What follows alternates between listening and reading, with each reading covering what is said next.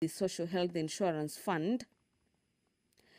The House therefore resolves that the government, through the Ministry of Health, implements the Kenya Universal Healthcare Coverage Policy, which runs from 2020 all the way to 2030, and introduce a policy on a mandatory use of public healthcare facilities by all civil servants, public officers, and state officers in the country.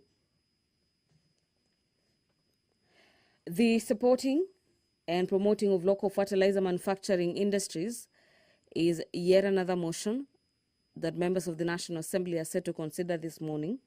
This motion lined up for debate is a motion by Honorable Samuel Atandi. Quorum has been attained.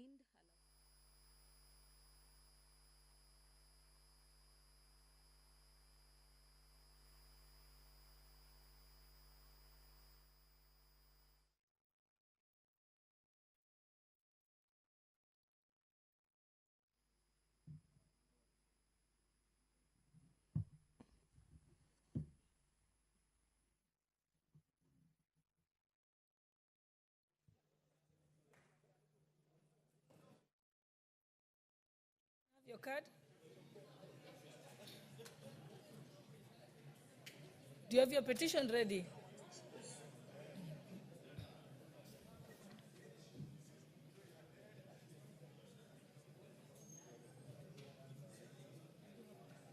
It's okay. Please give him the mic. You may proceed with your petition. There you have the mic. Thank you, Madam Speaker. I rise to read petition number 6 of 2025 regarding persistent harassment and unlawful eviction of people living on LR number 176/3/mainland North in Mwendwapanya Village, Mtepeni Ward of Kilifi South Constituency. I, the undersigned, on behalf of the concerned residents of Mwendwapanya Village in Mtepeni Ward, Kilifi South Constituency, draw the attention of the House the following: that Mwendwapanya Village is a pre-colonial village established on or about 1908 by one Athman Suleiman and developed to an acclaimed state haven where many locals who escaped from slave merchants would get safety. 2, that the land on which this village is located measures approximately 23.75 acres and is registered as LR number 176/3/mainland North. The parcel of land currently has a population of about 1,000 people. That the residents have been living in the village for over 100 years and have a community cemetery where they have been burying their dead ancestors, as evidenced by graveyards and shrines from where they perform their traditional rites. That the village has a wide range of public utilities such as hospitals, schools, shopping centers, and even farmlands on which residents practice subsistence farming, as well as commercial crop farming of coconuts, mangoes, cashew nuts, and oranges that have supported the livelihoods of the residents for over 70 years. That for many years since independence, efforts by the residents to regularize ownership of the land for them to have security of tenure and realize full economic potential of the land have been unsuccessful. That on the 19th of November 2018, 3 persons, namely Mark Mwarua Mwangi, Charles K. Wanguhu, and John Waweru Mwangi, went to the plot with hired people, harassed the residents, and demolished structures on the land, leaving the residents homeless. That in November 2021, residents of the village were shocked to learn that the parcel of land which they inherited from their ancestors and have lived on it for many years had been registered in the name of the 3 persons above, namely Mark Mwangi, Mwarua Mwangi, Charles K. Wanguhu, and John Waweru Mwangi without their consent. That the residents who have no other known home other than Mwendo Wapanya village, hence have nowhere to be relocated to. That efforts by the petitioners to seek assistance from the relevant government agencies, including the Ministry of Lands, Public Works and Urban Development and the National Land Commission, to address the matter have been unsuccessful. Therefore, your humble petitioners pray that the National Assembly, through the Public Petitions Committee, 1, inquires into the circumstances that led to the registration of a parcel of land number reference number LR number 176/3/Mainland North in the name of the 3 persons, namely Mark Mwaura Mwangi, Charles K. Wanguhu, and John Waweru Mwangi, without the consent of the residents. 2, recommend that the Ministry of Lands, Public Works and Urban Development, the National Land Commission and other relevant government agencies settle the residents by facilitating by subdivision of the parcel of land number LR 176/3/Mainland North and issuance of certificates of title to the residents of Mwendo Wapanya village. 3, makes any other recommendations it deems fit to secure the petitioners' rights. And the petitioners will ever pray. Presented by me, Honorable Ken Chonga. Honorable members, are there any members who want to contribute to the petition by Honorable Ken Chonga? Please press the intervention button.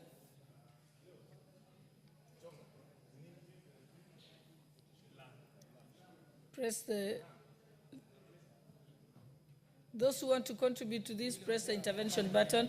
Okay, you may proceed. Okay. Asante Bi Speaker kwa kunipatia nafasi hii kuchangia katika petition hii. Bi Speaker, mambo ya wakazi kuhangaishwa na mambo ya mashamba imezidi sana, haswa sehemu za pwani. Utakuta kwamba watu wamekaa katika mashamba yao kwa muda mrefu sana, lakini kwa sababu ya uzembe wa baadhi ya maafisa wa serikali ambao wametukwa jukumu la kusaidia wananchi kupata hatimiliki, wao ndo wamekuwa chanzo cha kusaidia mabwenyenye na watu ambao hawana uhusiano na mashamba yale na utamaduni wa pale, wanawapatia hatimiliki kinyume na matakwa ama matarajio ya wale wananchi. La kutamausha zaidi, Bi Speaker, ni kwamba sahihi hata polisi wamekuwa wanaingilia sana mambo ya mashamba kuliko kulinda usalama wa wananchi. Wanapewa court orders ambazo hawajathibitisha. Usiku wanaenda wakihangaisha wananchi, wakivunja nyumba zao, wakisema kwamba hiyo shamba ni ya mtu fulani bila kufuatia zile taasisi ambazo zinahusika kama vile National Land Commission ama Wizara ya Ardhi. Kwa hivyo ninaunga mkono petition hii iweze kuangaliwa vizuri ili hawa wananchi waweze kupata haki yao. Na si hapo peke yake, kumekuwa na visa vingi sana hasa sehemu za pwani, wananchi ambao wameketi kwa shamba ya mababu zao, wako na makaburi yao, kuna makanisa, kuna misikiti, kuna shule, unakuta kwamba mtu anakuja anasema kwamba hili shamba ni langu. Kwa hivyo tunaomba haya masuala ya kuwa na uskota katika sehemu za pwani ziweze kuchunguzwa ili wananchi wapate hatimiliki, waweze kuishi kama Wakenya wengine. Asante Bi Speaker. Mheshimiwa Kasim Tandaza, member of Matuga. Thank you, Honorable Speaker, to give me this opportunity to add my voice into this sad situation. It is so sad that 60 years after independence, we have locals, we have indigenous people who up to now are said to be landless, to be squatters on areas, residing on areas where their ancestors, for as far as they can remember, we are not talking about 100 years, 200 years, for as far as history can rewrite itself, they've been living there. But somebody, by the mere fact that he was able to corrupt the government, the land officials, those who are in power, now have the right to evict locals, to evict people from their rightful homes, from their rightful lands. I don't know, Honorable Speaker, for how long this will continue. It is not just in Kilifi. It is in Kwale, it is in Lamu, it is especially along the coast. And especially so, given that our land, fortunately, God gave it to us, which is fertile. We have favorable weather. We have the beaches. And I don't know from what point somebody decided that the coastal people, the indigenous people, do not deserve those pieces of land. They do not deserve beach lands simply because they, for as long as we can remember, they have not been in government per se. And I'm saying this because this has always been perpetrated by the officials of the government, and it is so sad. Honorable Speaker, we've had these petitions before. I brought a petition for Golini Settlement Scheme. I brought a petition for Tiwi. We brought a petition for WA. And I'm also questioning the powers of this parliament when it comes to handling petitions, especially on land matters. I remember the last petition that I did. The committee went to the extent of asking the CS then, lands, to nullify that title deed so that a proper survey can be done and the locals are given their passes. Up to now, nothing has happened. You go to the CS, you will hardly be able to see. That time it was her, and even now it is her. The petitions are there. You go to our committee on implementation, nothing happens. So, Honorable Speaker, as I support this petition, I'm really worried about the next steps that will be taken actually to salvage this situation, to have these locals on their land. It is high time, though we are very peaceful people, especially the coast areas. We are known for being peaceful and we are known to be very welcoming. Probably it is high time we also handle these matters differently from our own perspective. Our being mindful of the law, our being law-abiding, I think, has been taken for granted, and it's high time, especially for us leaders from coast, we actually sit down and see how we can handle this matter from our own, with the resources that we have, with the strength that we have. Otherwise, we've been taken for a ride for a very long time. Honorable Speaker, I support this petition, but I'm really worried about how it is going to be solved given the previous petitions touching on land matters from the coast. Thank you, Honorable Speaker, for giving me this opportunity. The Honorable Member for Endebess, Honorable Pukose. Honorable Speaker, I want to stand and support the petition by the Honorable Ken Chonga, member for Kilifi South, pertaining to the land issue in his constituency. And Honorable Speaker, listening to him, this is a matter that should be expeditiously be resolved. But unfortunately, Madam Speaker, the petitions committee has been very slow in processing petitions. I have a petition which I raised close to almost now, going to almost 2 years, and it has not been resolved pertaining to Jepchoina settlement scheme.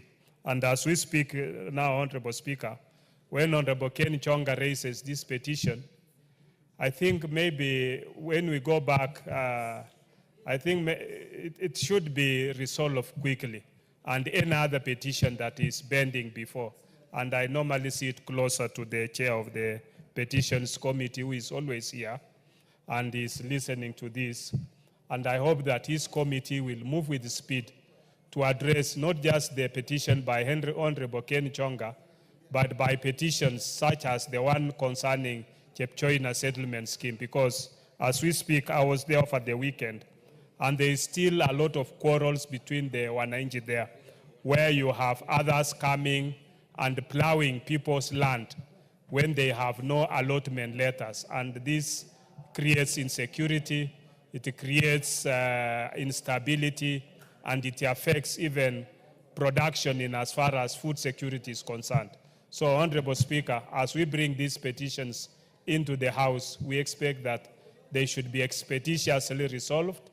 And I don't know whether the committee should be able to table the reports in this House and then maybe move even some motions or debates so that members can be able to contribute to those motions and see and resolve some of the problems. Because under our Constitution, Article 95, it gives this House the power to resolve citizens' issues, people we represent, and therefore it is important that when people bring petitions to us as Parliament, we should be able to resolve those issues and make recommendations that gives stability, gives a way forward to our citizens. Thank you, Madam Speaker. I support. The Honourable Member for Seme, Honourable Dr. Nyikal. Thank you, Honourable Speaker, for giving me this opportunity. I rise to support this petition. Madam Speaker, land is a big issue in this country. Citizens do not live in peace and at ease. Even people with titles no longer trust the titles they have. In 1 minute, somebody says and the title is challenged. You do a search on land, you get a search certificate. That has no meaning. And I think it is time that as the committee looks at this, look at the broader issue of land. I think this is one area we must come out. It's not only at the coast, in towns and everywhere. And look at the proper entitlement to land, the proper certification in land, the proper registration, so that when citizens have a piece of paper from a government office, it has a meaning, and that it should be expedited. These processes, delayed processes, invite people with ill intentions to actually occupy other people's land and even claim it. With that, Madam Speaker, I support this petition, and I really ask the chair of the committee to look at broadly the issue of land. We are terrestrial animals. We don't live in air or water. We can only live on land. And if there is anything where we should have peace, it is land. Thank you, Madam Speaker.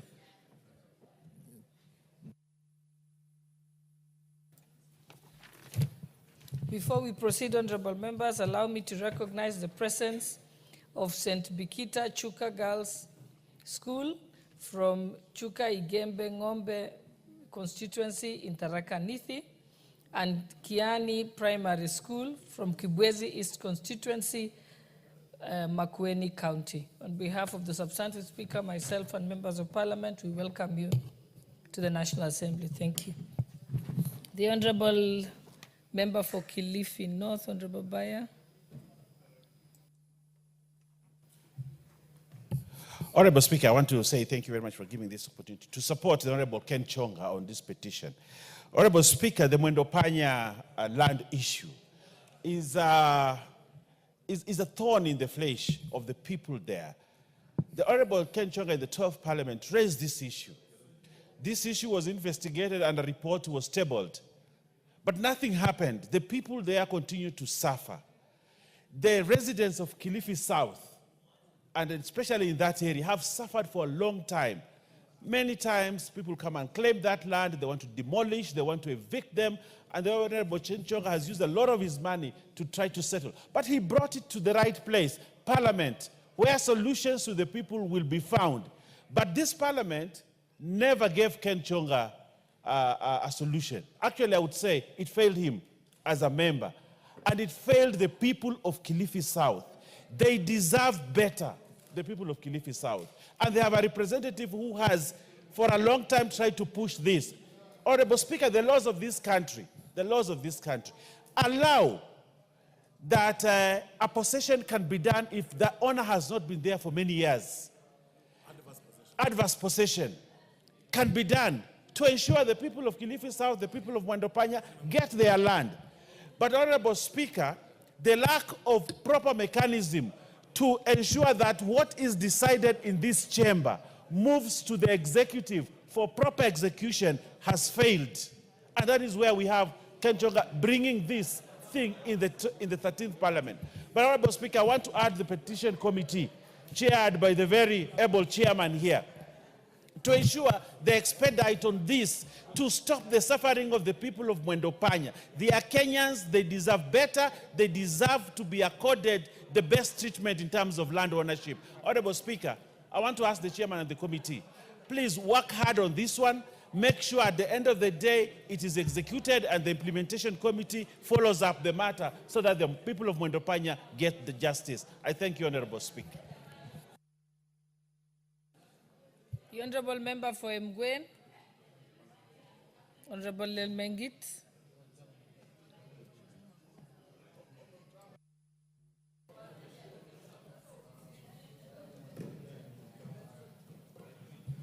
Asante sana Mheshimiwa Spika.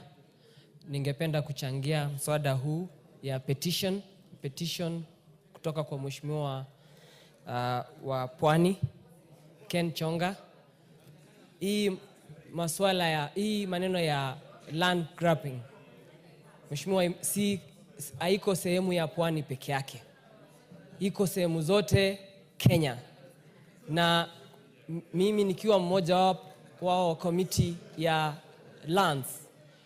Mheshimiwa Speaker, mimi husikitika sana na kusikia uchungu sana wakati ambapo wazee wanapokuja kwenye kikao chetu na malalamishi ya mashamba, issues ambao watu wamenyang'anya hao mashamba, wakija wakilia, hayo masuala haijatatuliwa kwa miaka mingi sana, zaidi ya 30 years. Mheshimiwa Speaker, hii ni uchungu sana.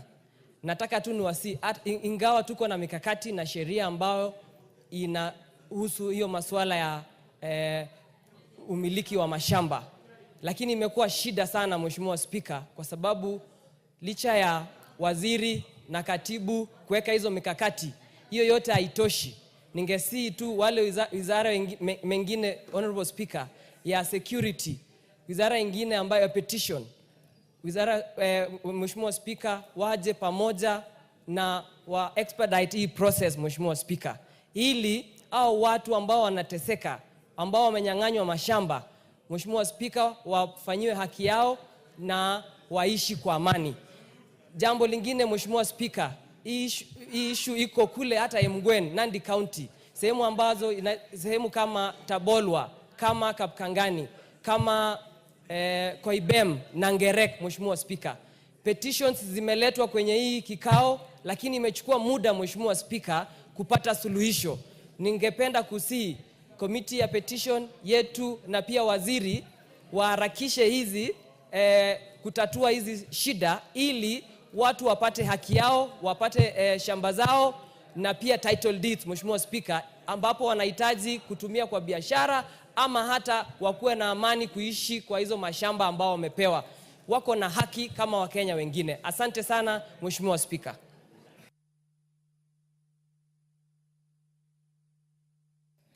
The Honorable Member for Alego Usonga, Honorable Atandi. Thank you, Honorable Speaker. Honorable Speaker, I would like to support the petition by Honorable Chonga. Honorable Speaker, the issues touching on land are very unfortunate. You will find, Honorable Speaker, that there are cartels at Land's office that have the capability of changing title deeds and declaring genuine owners landless.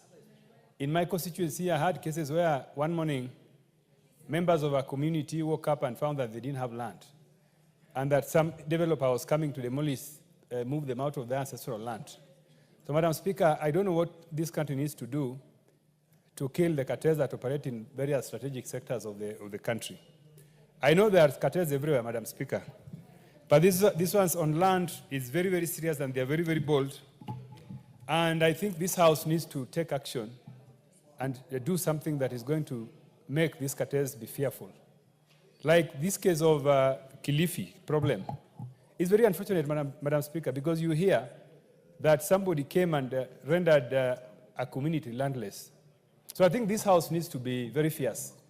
And the Committee on Petitions, Honorable Speaker, in the past has been challenged to be more fierce and effective in handling these petitions. I also wanted to add my voice and say that this committee needs to move quickly and address especially the issues, petitions touching on land. Petitions touching on land before this committee are so many. And I think it is time that they really move and bring their reports to the House. And also, let members not interfere with the reports when they are brought before the House.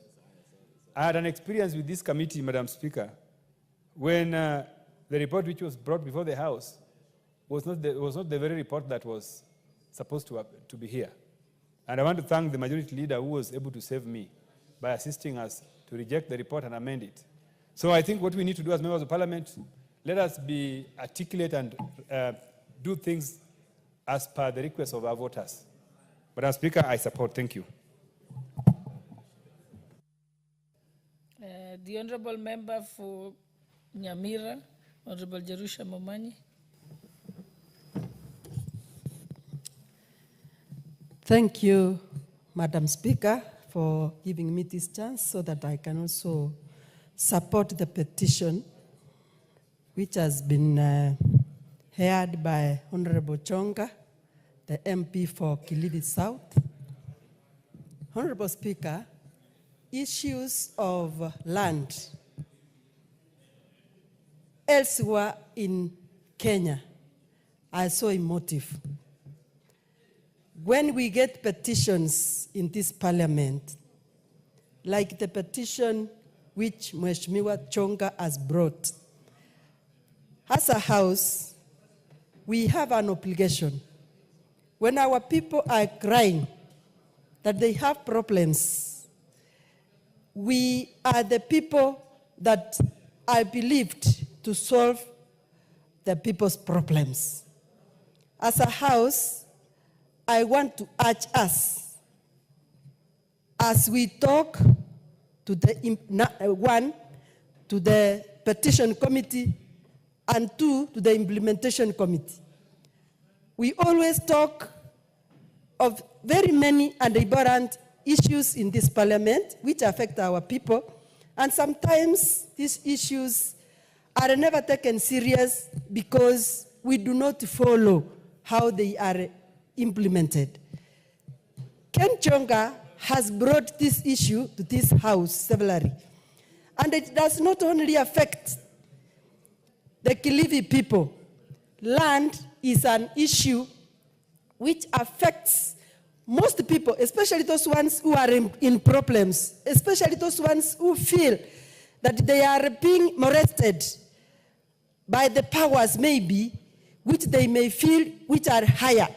It is us as a house who can help solve such problems. So I want to support this petition, and I want to ask this House to follow and make sure that the petitions which I brought before us are followed and are acted upon, and they assist our people in the country, because they have been crying every other time. If we talk and they are never followed and they are never implemented, then we will be a useless house.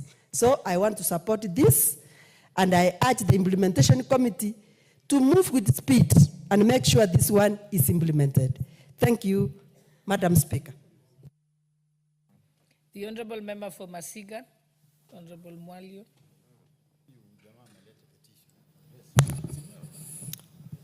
Thank you, Madam Speaker, for this moment you have given me to be able to support Honourable Chonga's petition. This grabbing of land has become a menace in this country, and people have no morals. They know you have a title, and they still go behind you to be able to corrupt the land officials so that they have other fake titles to be able to own them. I thought it is very important to have a culture of owning what is yours, and you leave others to own whatever belongs to them. Because what will it profit a man if you get the whole world and you lose your own soul. That is what the Bible asks. And also, what is the use of grabbing all the land you can grab? And yet you can't even use it, you can't develop it, you can't do anything. You are just disturbing other people's way of living. So I support that the petition committee should be able to resolve this issue so the people that have been living in that land for those many years can continue with their own life the way they are used to live with their children, their grandchildren, their grandfathers who were buried there. They can also be able to enjoy the environment they have been able to enjoy. So I support that this should be resolved so that this country, people will learn that when you take someone's land, even yours, one day will be taken. Thank you, Madam Speaker. Honorable Makilap.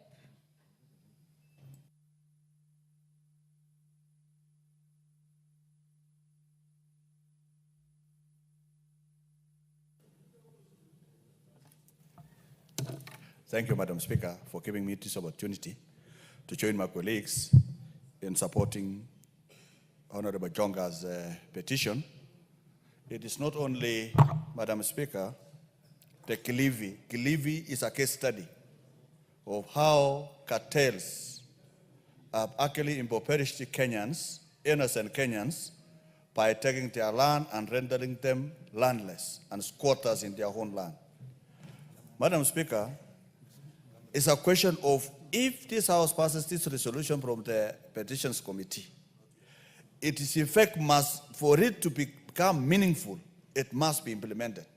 It must be implemented on the ground so that the people will be able to get an opportunity to live a decent life and own land like other Kenyans. Madam Speaker, I have a case study. It's even worse in places where land demarcation has not been done. In areas where land adjudication, where land is still a community land, it is worse. And some of these cartels work together with county governments to actually steal land from innocent people.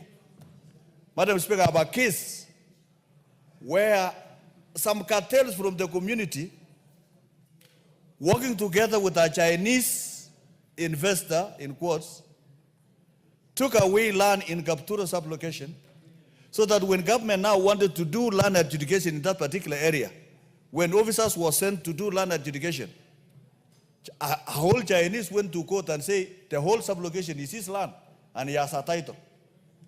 And everybody in that sublocation is landless. But Madam Speaker, this is a serious matter. I'm talking about a living story. The case is in court. And the whole sublocation, people realized that the Chinese investor that was supposed to be mining the atomite had worked with the county government and alienated the whole sublocation to become his title. And my people are living inside. Madam Speaker, it's a serious matter that we must protect this country from their own cartels, and the sublocation were cartelled by their own educated sons. So cartels are everywhere, especially in areas that have not been adjudicated. Madam Speaker, that is a living example in Baringo North, Kapturo sublocation, where the people inside there are squatters in their own land by a Chinese from China. You can imagine Chinese alienating people in their own land. So, Madam Speaker, let's take this matter of land grabbing seriously so that we can restore order and dignity so that Kenyans will be able to live in places where they own as their land. Because how did that Chinese acquire that land? He came in the name of telling the people, if you want to get shares of the atomite so that when you get benefits, sign here. So the people signed, imagining that they were going to get something from, but they were signing to keep out their land forever. So, Madam Speaker, it is a dangerous thing. It must be implemented. Let us have the Kilifi case being implemented, and any petition brought before this House in the entire country as matters of land, let us take it seriously so that Kenyans can have a decent life. Thank you, Madam Speaker. Honorable members, before we proceed, I'd like to welcome students from Santo Peter School, Kieni constituency from Nyeri County, who are seated in the Speaker's Gallery. And I'll ask Honorable Nyamai, as she makes the closing contribution to this debate, to also welcome the students on our behalf. Thank you very much, Madam Speaker. Before I comment on this petition by the Honorable Ken Chonga, I would also like to thank you for giving me a chance to welcome the students seated in the gallery and to tell them that to work very hard in school. And this is the place where we make laws, we handle policies, we make decisions on what is going to happen to the country. And you can only get here when you work extremely hard in school and make sure that you are disciplined. Honorable Speaker, I would like to support this petition by the Honorable Ken Chonga. It is extremely important. It concerns this community that seems to have lived there for an extremely long time, 100 years.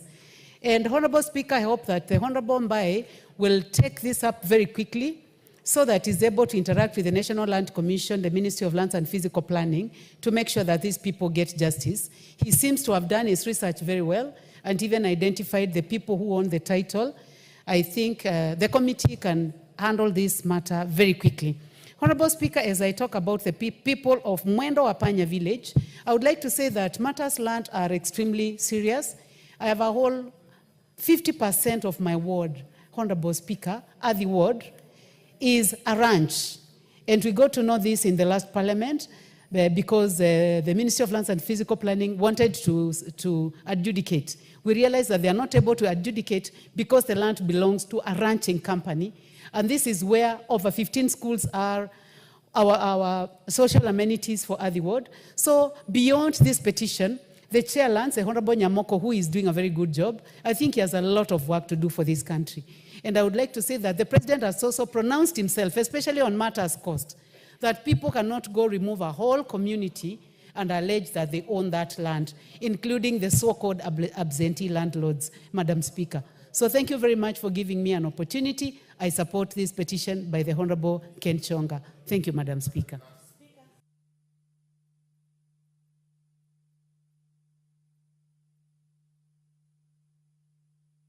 Time to this. I think I'll just give Honorable Donya Deris, member for Kisi, because I know you had pressed the intervention button much earlier. Thank you, Madam Speaker. I rise to support Honorable Chonga's petition. When he was actually making his statement, I've gone through the documents that Kenyans receive, which have problems, starting from education certificates. You find people using fake certificates and there is nothing which is done about it.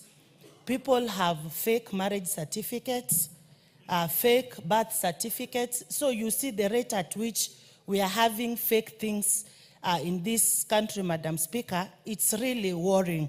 The only fake document that I've identified, original document, it's hard for you to fake the IDs because they have security features like your fingerprint. So to authenticate these documents, Madam Speaker, we must go the national identification way so that we can achieve our target. Otherwise, we'll speak about it. We talk about it today, coming New Year, because Honorable Chonga, this is not the first time he's doing the statement. If Kenyans and of course the leaders, we make this thing to be serious, we can achieve what Honorable Ken Chonga wants to achieve for his people. Another statement, Madam Speaker, you find out that, for example, in our country, we have, I'm just making a comparison. We have TikTokers, we have people who sell information. Because they know they are going to make a lot of money in selling fake information, they look for witty things, lies, so that they can do their selling. Even these title deeds, they will always resell.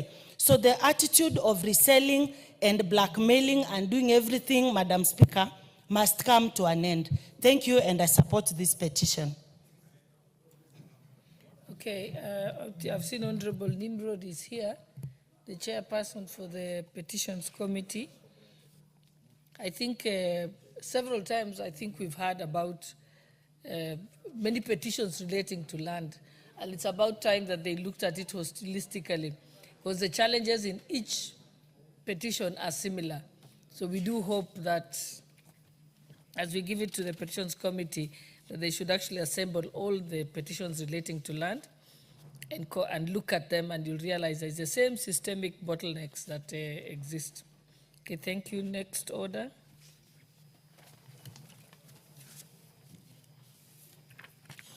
Order number 5, papers.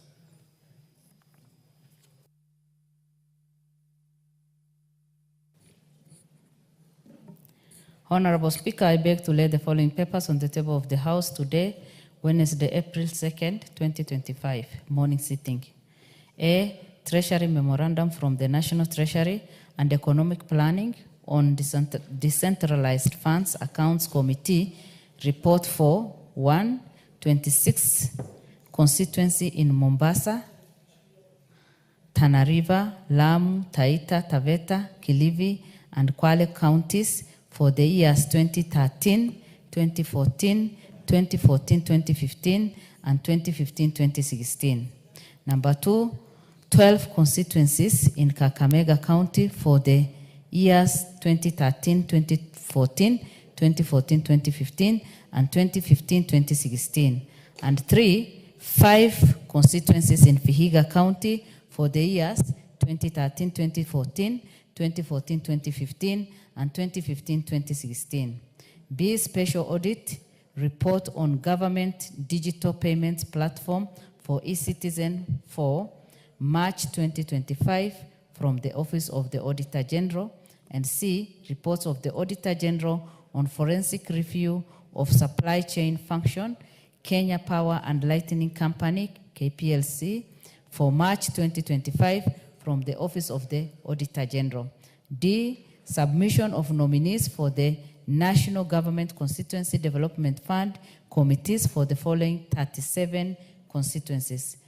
1, Bomet Central, 2, Bureti, 3, Butula, 4, Embakasi South, 5, Jem, 6, Homa Bay Town, 7, Kabete, 8, Kajiado South, 9, Kanduyi, 10, Kerachonyo, 11, Keio North, 12, Gakumo, 13, Kilifi North, 15, Kisauni, 14, Kisauni, 15, Kisauni West, 16, Kitui West, 17, Maragua, 18, Marakwet West, 19, Bere, 20, Mwala, 21, Mwatate, 22, Mwingi North, 23, Nakuru Town, 24, Nandi Hills, 25, India, 26, Nyaribari, Chache, 27, Olekalau, 28, Rongo, 29, Runyenjes, 30, Samburu North, 31, Seme, 32, South Mugirango, 33, Tiati, 34, Turkana East, 35, Wajir South, 36, Webuye West, and 37, Yata. Thank you, Honorable Speaker, and I lay. Okay, next order.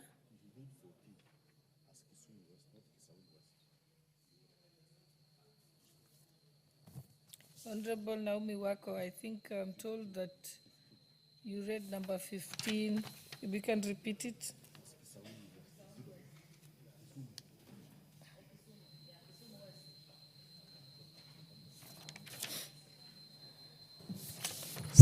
Sorry, Honorable Speaker. Number 15, Kisumu West.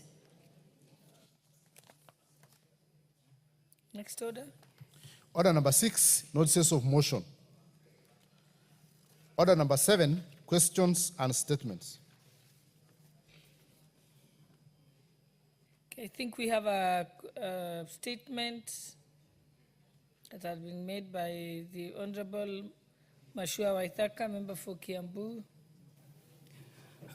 Thank you, Madam Speaker. A request for statement regarding attempting grabbing of land belonging to one Mr. Elijah Wangi in Kiambu County. Honorable Speaker, pursuant to the provisions of Standing Order 44-2C, I wish to request for a statement from the chairperson of the Departmental Committee on Lands regarding grabbing of land registration number 14747 14, belonging to the late Mr. Elijah Mwangi Kinyanjui in Kiambu County. Honorable Speaker, the family of Mr. Elijah Mwangi of ID number 0971236 has for many years owned and reside on a piece of land, LR number 14747/14 in Kiambu County, with their ownership properly documented. The original deed was used to secure a loan from the Consolidated Bank on Yangi Street branch, where it remains in custody. However, following the demise of Mr. Mwangi in 2019, the family has faced harassment from individuals presenting an alternative title deed for the same property, alleging that Mr. Mwangi sold the land to them. Notably, the required spousal consent for such a sale was neither sought nor granted, and that claimants have failed to produce any sale agreement, indicating an attempt at land grabbing. Despite efforts by the family to seek government intervention to validate their rightful ownership of the disputed land, their appeals have been frustrated and have borne no fruit. Honorable Speaker, it is against this background that I request a statement from the chairperson of the Departmental Committee on Lands on the following. 1, the actions being taken to investigate and resolve the reports made by the family regarding the attempted land grabbing, including specific steps being taken by the Ministry of Lands, Public Works, Housing and Urban Development to safeguard the legitimate land rights of the family of the late Mr. Mwangi, Elijah Mwangi, by nullification of the duplicate title deed presented by the claimants. And 2, the strategies being implemented by the ministry to protect lawful landowners from similar fraudulent claims, including established timelines for addressing any grievances raised by the affected parties. Thank you, Madam Speaker. The Honorable Chairperson for Committee on Lands, Honorable Nyamoke, are you present? Any other member of that committee who can give a commitment and undertaking on behalf of the chair? Okay. Honorable Ochanda, yes? Thank you, Mr. Speaker. I think this is noted, and we'll pick it up as a committee. And I want to promise that I'll be up very fast to look for the chair so that this is looked at by next 2 weeks. Okay. Thank you. Can move to the next order. Order number 8, the Teachers Service Commission Amendment Bill, National Assembly Bill number 27 of 2024, first reading.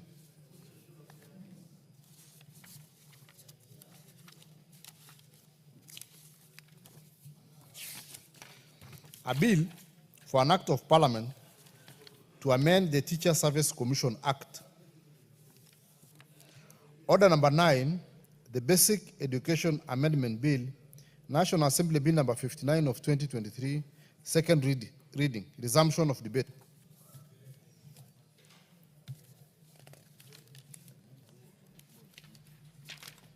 Who was on the floor? Okay. I'm told that the member for Karosoi South was the one who was on the floor and had a balance of time, but in his absence, members who want to contribute, could you kindly press the intervention button? Honorable Donya Doris, do you want to contribute? Because I can see you've pressed the intervention button. Do you want to contribute to the teachers? Okay. Okay. So, honorable members, press the intervention.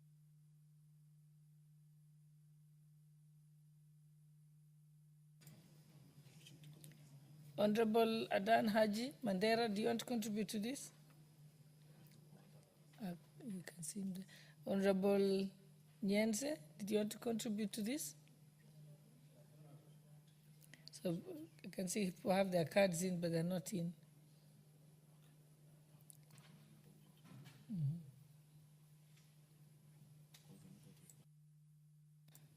Okay, in the absence of any further interest in this Maybe what we can do is, where's the mover to reply? Where is the mover? Honorable Wamaua, you may reply.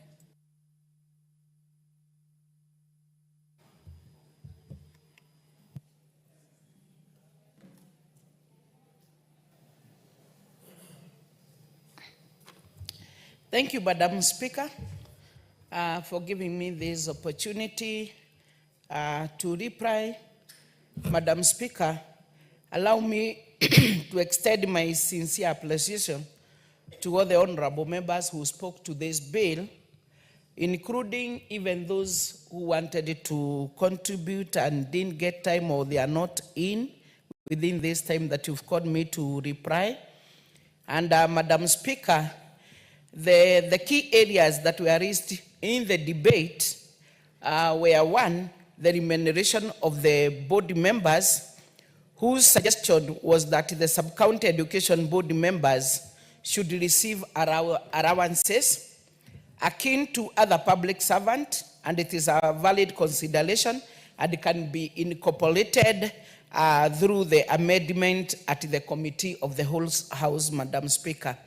Two, there was the definition of the sub-county education board, and some honorable members and more to Honorable Kenan sought clarity on whether these boards align with constituency-based structures or administrative sub-county units. But Madam Speaker, using the County Government Act, it is evident that these boards are decentralized units of the County Education Board, and therefore we should ensure we align with the existing government structures.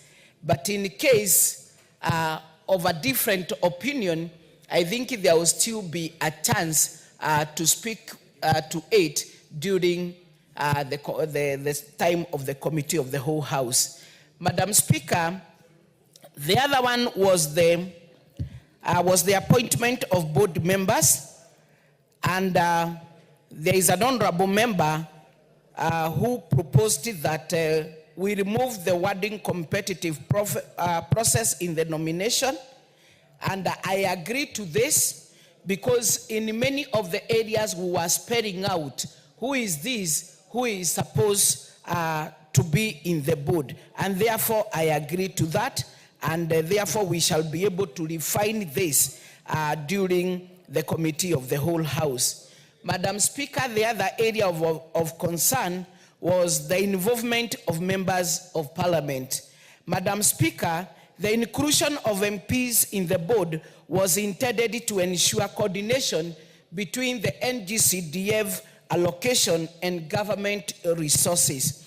And without their involvement, I thought there was a risk of duplication or uneven distribution of funds, leading to inefficiencies. But still, if at all, there will still be need to improve on it.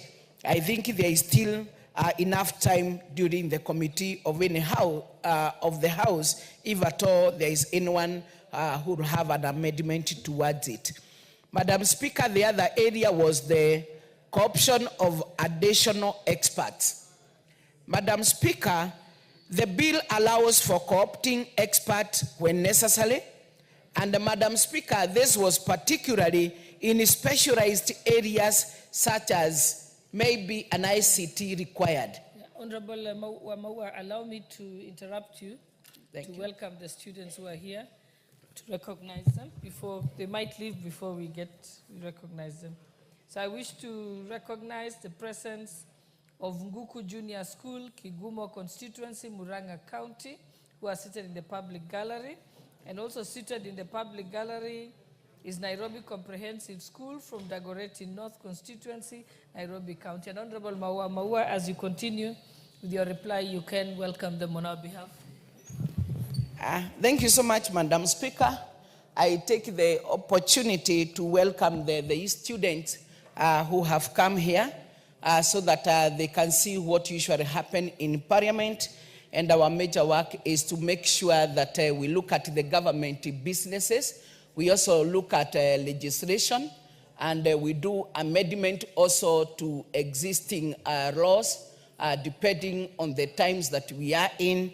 But we encourage you back in schools to work a hand to make sure in the future there will be members of parliament or even people of integrity.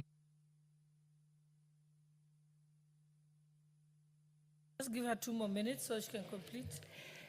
I was concluding by saying they can emulate and be the next members of parliament if they want to get into that, but we are wishing them to work hard in their schools, incorporating a lot of discipline so that in the future they can be people who can be able to change this country to greater height.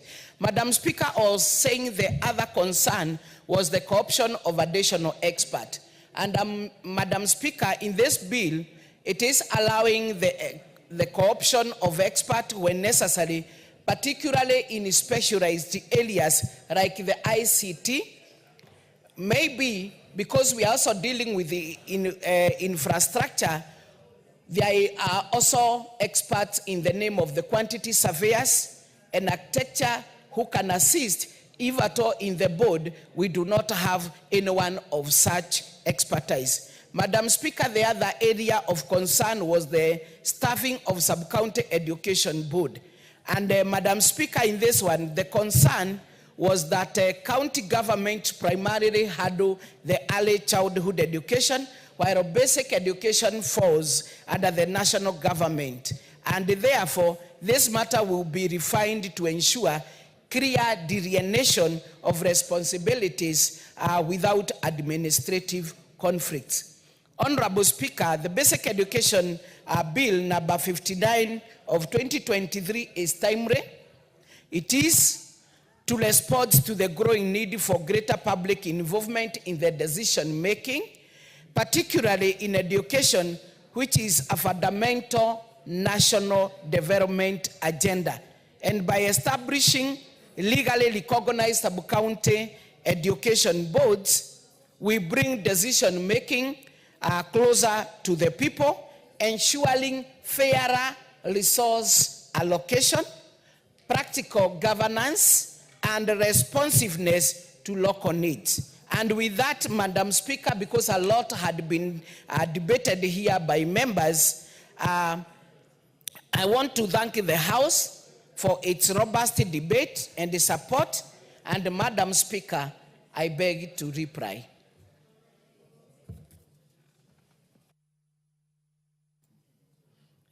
We shall defer the proposing and putting the question to a later time. Putting the question to a later time. And honorable members, I just wanted to inform you that we shall defer the motion by Honorable Sabina Chege. She has requested to do it at another time. So we'll move to order number 11. So next order.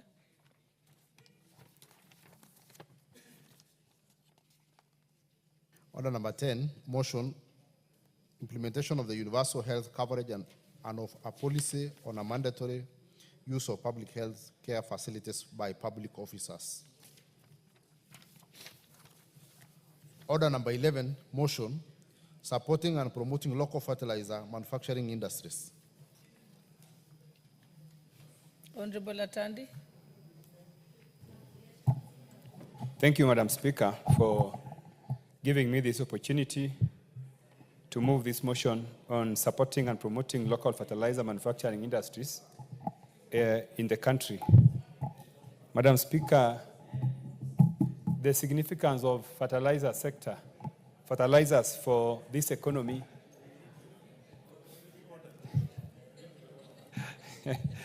Thank you. Let me read the motion.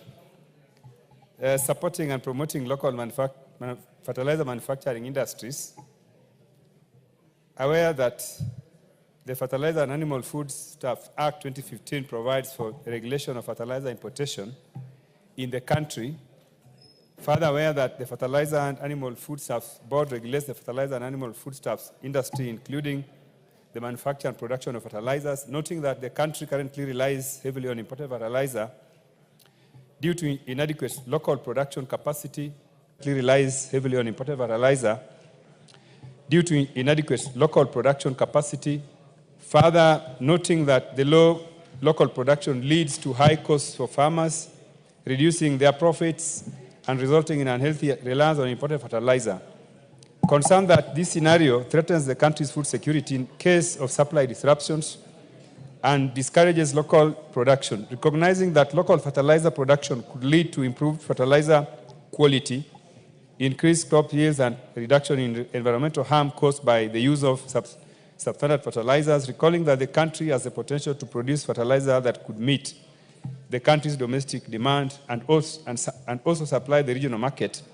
Further recognizing that there is need for the government to work with local producers to develop high-quality fertilizer tailored to the needs of Kenyan farmers and crops. Now, therefore, this House resolved that the national government, through Ministry of Agriculture and Livestock Development, supports and promotes local fertilizer manufacturing industries by investing in research and development to bolster the domestic fertilizer manufacturing sector. Madam Speaker, thank you very much for this opportunity to move this motion. Madam Speaker, the significance of the fertilizer in this economy can no longer be gainsaid.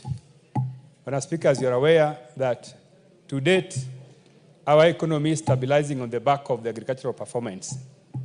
And this performance relies heavily on fertilizer subsidy. As you are aware, since the coming into government by the Kenya Kwanza regime, the fertilizer subsidies has been one of the most significant items that this government has done that has been able to stabilize the agricultural sector. Today, agricultural sector is contributing significantly in the growth of our economy. And the government has been, the sector has been doing a lot of importation of fertilizers. As at last year, Madam Speaker, the economy imported about 2 million tons of fertilizers from outside the country. And Honorable Speaker, this is something that is not very good for our economy. And therefore, Madam Speaker, the reason why we are importing more fertilizers is because our own economy cannot produce enough fertilizers to support our farmers. And Honorable Speaker, when we form industries, when we encourage investors to start industries that are dealing in manufacturing and fertilizers, this is going to be very good for us because, as you're aware, manufacturing is one of the sectors that we need to promote so that our economy can grow. But one of the things that is hindering the investment in this sector, first of all, is one, the taxes that apply to the manufacturing sector. And some of these taxes, Madam Speaker, are very heavy. One of the taxes that is really stopping the sector, manufacturing sector, from advancing is the recently increased corporation income tax. Madam Speaker, this income tax is a problem because it is leading to many manufacturers exiting this sector, among other sectors.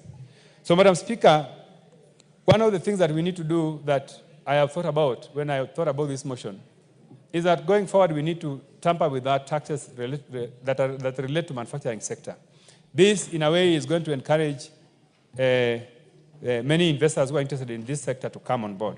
Madam Speaker, it would be interesting for you to note that in the region, the East African region, we have about apparently 15 companies that are involved in this sector. Uganda has about 8 companies, and Tanzania has about 11 companies. These are the companies that are producing fertilizer that is serving the region. And that is the reason why these companies cannot be able to supply the needs of the market, the East African market. If you go to countries like South Africa, you will find that manufacturing companies are so many, in the upwards of 100 companies. And that is why their economy is stable and they are able to even to export fertilizers. But as Speaker, if we really support this sector the way it should be, then we would be able to even export fertilizers to the region and even in the East and Central African market. Because some of those markets in the Central African region, they hardly have manufacturing companies doing fertilizers. So, Madam Speaker, this focus is very important. The reason why I think it is very important is because agriculture is going to be, remains the backbone of most economies. Even the emerging economies are still relying on agriculture. So this is something that Kenya can take advantage of, and if we have a very good takeoff, it is a sector that is very green, and all the government needs to do is, first of all, invest in research. most of the fertilizers that are imported into the country, Madam Speaker, they have not been properly researched.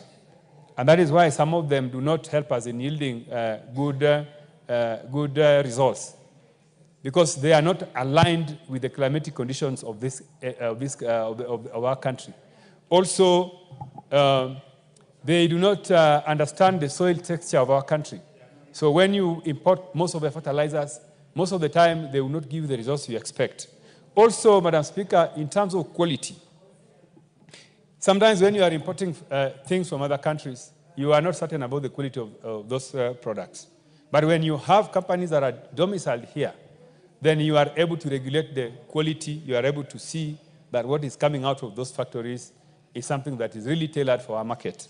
So, Madam Speaker, this is a motion that I have thought about, and in line with the government focus on investing in the manufacturing sector, I think, Madam Speaker, that we really need to urge government to do something on this front.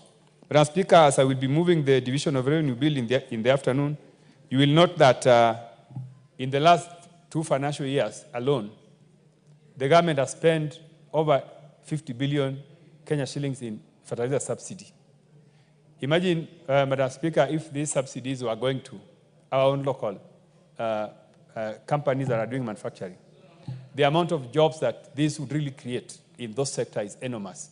Unfortunately, the subsidies are going to some of these companies that are importing fertilizers from outside the country. So, Madam Speaker, this is something that I want to say is very, very important, and Kenya should never be left behind in efforts to strengthen and improve the agricultural sector of our country. Madam Speaker, I wanted to say that having looked at the performance of the economy in the last 5 years, and having seen how our economy continues to diversify, one of the things that we're going to have to do is to encourage also farmers to engage in commercial farming, commercial agriculture, because most of our farmers are engaged in small-scale agricultural farming. Now, one of the things outcome that we would get as an economy, if we had all these manufacturing companies doing fertilizers in the country, then we are likely to have most farmers getting interest in doing commercial farming, and commercial farming is more profitable because, to that end, even our tax bracket is going to improve. We do not tax agriculture, Madam Speaker, because most of farmers are doing small-scale farming.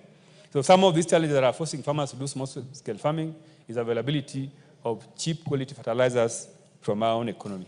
Madam Speaker, I move and ask the Honorable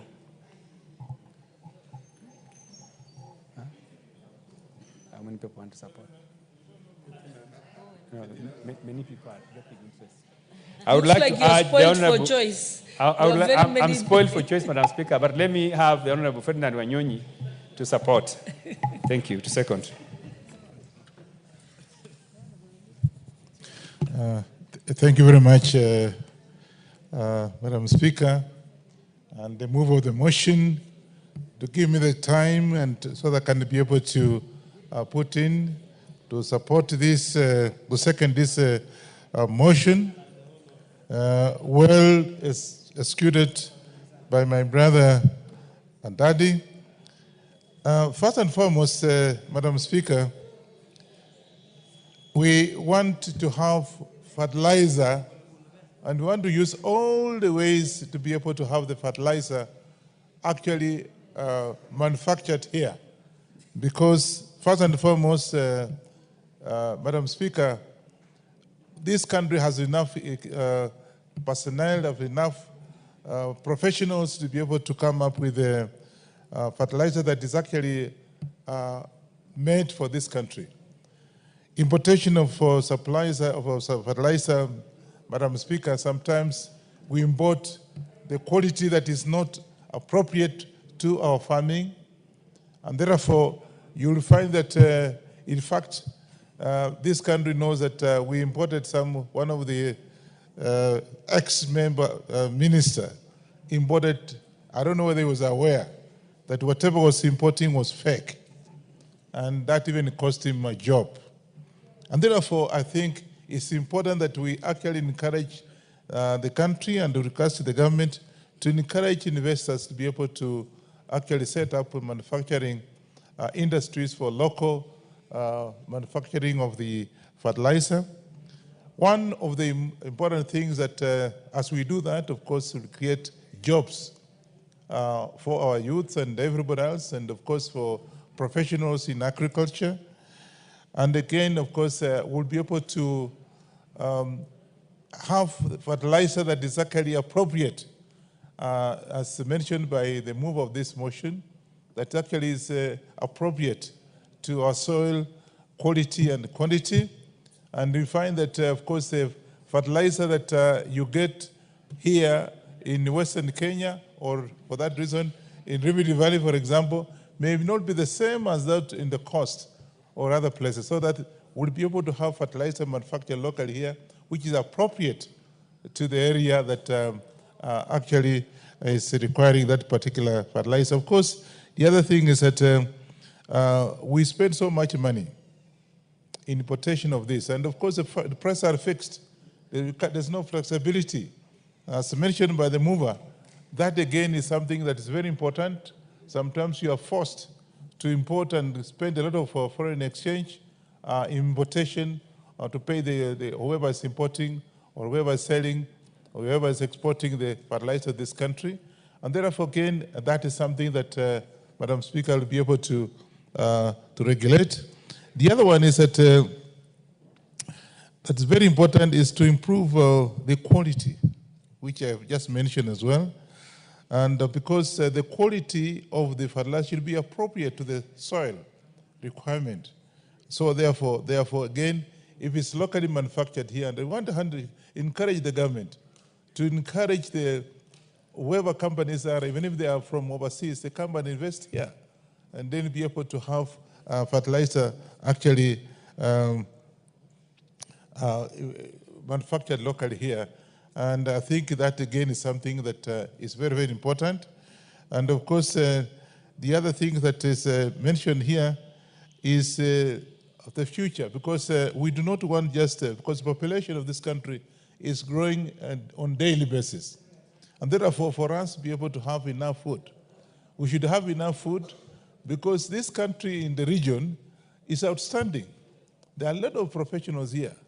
Again, given that kind of thing, that kind of scenario, Madam Speaker, I want us to make sure that this country is relied on, so that instead of even importing these fertilizers from overseas, surrounding countries like Uganda, Tanzania, and all other southern Sudan, the East African bloc should be importing fertilizer from here. And I think we have the capacity and the capability of doing that. That again answers the foreign exchange, which is also important to be improving the standard of living and the standard of our economy, so that it can be able to improve on the economy generally. So we also want to have this so that it becomes, like East Africa countries have been relying on Kenya for many other things. And I think it's important, I think the move of the motion, and it's right to say that we should be able to have this area as a central area for the East and Central African countries to import sugar, quality fertilizer from here, because we will then have people going to these countries to assess the kind of soil texture, so they can have appropriate fertilizers for these countries, instead of us actually importing this fertilizer from the other countries. And therefore, we should actually, as a country, and this House is actually empowered to be able to ask you how this motion. This motion is going to the Committee of Agriculture, which will be discussed, and I'm also a member of this Committee of Agriculture, and of course have the relevant ministries to be able to assist us in improving the fertilizer, and of course to see if we can be able to be manufacturing fertilizers for this country. Madam Speaker, I want to end up there, and I stand to support and, of course, support the mover of this motion, And therefore, it's very, very appropriate and be able to move as it's supposed to be. I support. Honorable members, I now propose the motion that aware that the Fertilizer and Animal Foodstuffs Act 2015 provides for the regulation of fertilizer importation in the country, and further aware that the Fertilizer and Animal Foodstuffs Board regulates the fertilizer and animal foodstuffs industry, including the manufacture and production of fertilizers, noting that the country currently relies heavily on the imported fertilizer due to inadequate local production capacity. Further noting that the low local production leads to high costs for farmers, reducing their profits and results in an unhealthy reliance on imported fertilizer. Concerned that this scenario threatens the country's food security in case of supply disruptions and discourages local production. Recognizing that the local fertilizer production could lead to improved fertilizer quality, increased crop yields, and a reduction in environmental harm caused by the use of substandard fertilizers. Recalling that the country has the potential to produce fertilizer that could meet the country's domestic demand and also supply the regional market, and further recognizing that there is need for the government to work with local producers to develop high-quality fertilizer tailored to the needs of Kenyan farmers and crops. And now, therefore, this House resolves that the national government, through the Ministry of Agriculture and Livestock and Development, supports and promotes local fertilizer manufacturing industries by investing in research and development to bolster domestic fertilizer manufacturing sector. Honorable members who want to debate this motion, please press the intervention button. Honorable Gideon Ochanda. Thank you, Madam Speaker. Madam Speaker, I rise to support this motion of my good neighbor, Honorable Atandi. Madam Speaker, we are an agriculture-led economy. And we are doing very little to realize that we are agriculture-led. We are virtually importing everything in the sector that we ought not to be doing what we are doing. We are importing machinery. All the inputs in agriculture are imported. We are importing fuel. We are importing fertilizer. We are importing virtually kila kitu, everything. And there's no way we can move forward as a country if we ignore what goes on into agriculture. So, Madam Speaker, at the moment, as a government, what we have realized a little bit much more earlier, we've been identifying what we call strategic areas of investment. The way we've been investing in KQ, we ought to have invested in agriculture in a manner that things that are easy to do, like manufacturing fertilizer, if Uganda, Tanzania, and all these countries that have basically been relying on Kenya are able to produce their own, what's wrong with us? And I think as a government, this must have been realized or ought to have been realized a little bit much more earlier, that if there are no investors, there are no private investors that were to get into this, the government ought to have gotten into this as a strategic investment for purposes of making sure that the economy that really drives this country, there's much more input that are cheaper and are available. The biggest problem over a period of time, Madam Speaker, is that, a lot of noise in countries have a correlation with food. There's a correlation between food production, food availability, and the noises that go on in the country. The more people are without food, the more they get angry over little things. And I think this is something that we really ought to have seen as a country, and it could be part of too many things that are happening around, that nobody is patient enough to wait because everybody is hungry, prices of food are up, people are unable to buy or unable to consume because of pricing. And if we looked at all these things and get into a manner where when we're talking about input, like subsidies that have been going on in agriculture for the last 2 years, we've done very well in terms of production. But subsidies are not sustainable. And because subsidies are not sustainable, as at now, as we talk now, there's a problem in terms of fertilizer uptake. There are queues and queues everywhere, and the cereal boards for people looking for, farmers looking for fertilizer, and everybody's racing towards the cereals board because of subsidy. We are not saying that fertilizer is not there. There are fertilizers in shops, there are vet shops that have a lot of fertilizer, but people are queuing and are waiting for this because of the subsidy. So what I'm trying to say is that subsidy is not sustainable.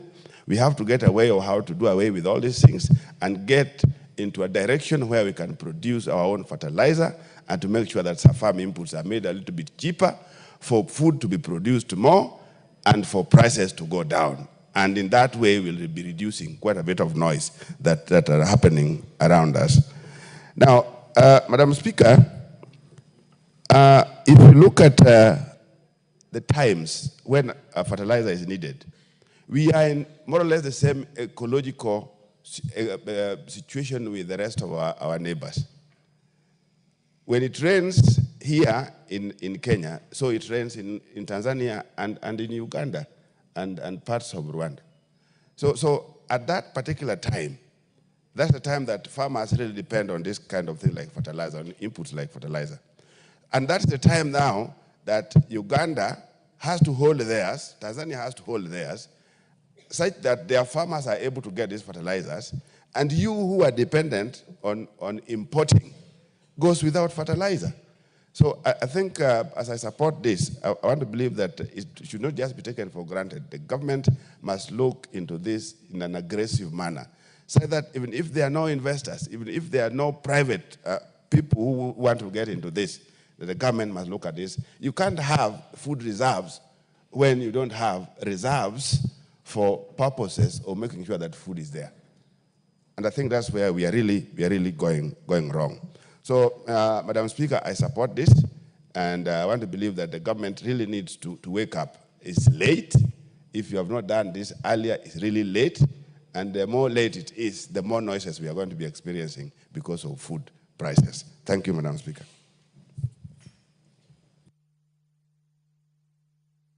The Honourable Member for Karachuonyo, Honourable Okum.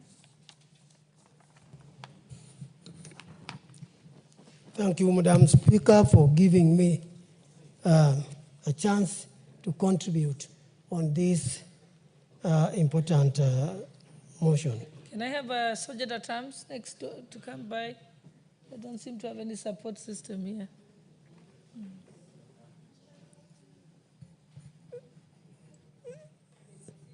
Oh, thank you. Let me thank my friend Atandi for bringing this motion. It is important. It concerns the heart of everybody. A country with no food is not a country. Any country must be able to feed itself. Ever since the beginning of time, we have known Kenya as an agricultural country. Yet, Madam Speaker, we don't seem to be acting as an agricultural country. It is a pity that Kenya imports food. It is a pity that sometimes we don't even have food to an extent that some of our people are portrayed as the most suffering people in this continent. And yet we have the capacity to produce. I know in order that we can produce more, we need fertilizers. And then if we buy fertilizers from outside, Madam Speaker, I know we are paying a lot more than we would have done for food if we produce our own fertilizers. If you go to a place like where I come from, you find people don't use fertilizers, but still they harvest. Meaning if they had fertilizers, they would produce a lot more per acre. So the idea that we should actually manufacture locally is something I must support, because it will avail fertilizers to more people, and therefore we will be able to produce more. That will reduce even the cost of living, in that we will be getting more agricultural products from within our own country, and we can manage the production so that everybody can be able to get food. Madam Speaker, I support this bill because I realize that if we do produce fertilizers from within, we will also be employing more people to do the manufacturing of the fertilizers. So since we suffer from unemployment to the extent we know, we must be able to think of how we can be able to create employment. And this is just one area that can help us to create employment in this country. I therefore see it that this is one area that we must spend a lot of effort on. To do this sufficiently, I urge that we should train our students on agricultural activities, various types, so that when we begin to manufacture locally, manufacture fertilizers locally, we will be doing that when we have well-trained staff to do this kind of thing, because that's the only way that we can be able to increase food in this country. Madam Speaker, I support this. Thank you for giving me the opportunity.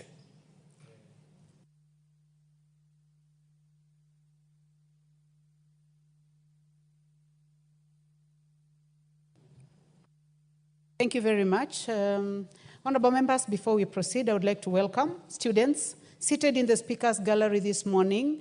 We have students from Nairobi Comprehensive School, Dagoretti North Constituency, Nairobi County.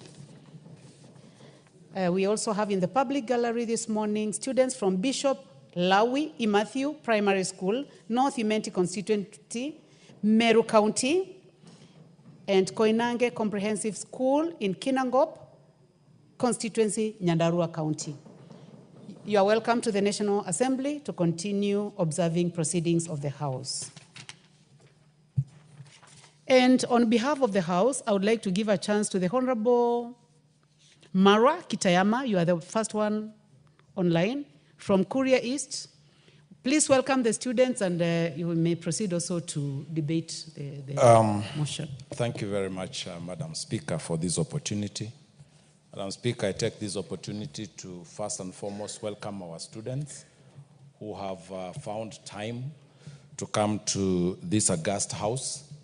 This is the people's house. This is your house. This is where you send your members of parliament to come and discuss, debate, and articulate your issues and those that concern the nation at large. And I want to encourage all of you that even as you continue to pursue your studies, that you may find it appropriate that in the course of choosing your careers, choose widely, but if all of you can end up here, then the better, so that we can make Kenya together better together.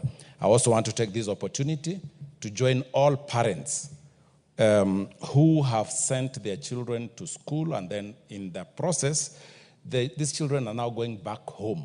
So I'm with you in prayer. This house prays for you for journey mercies as you travel back home.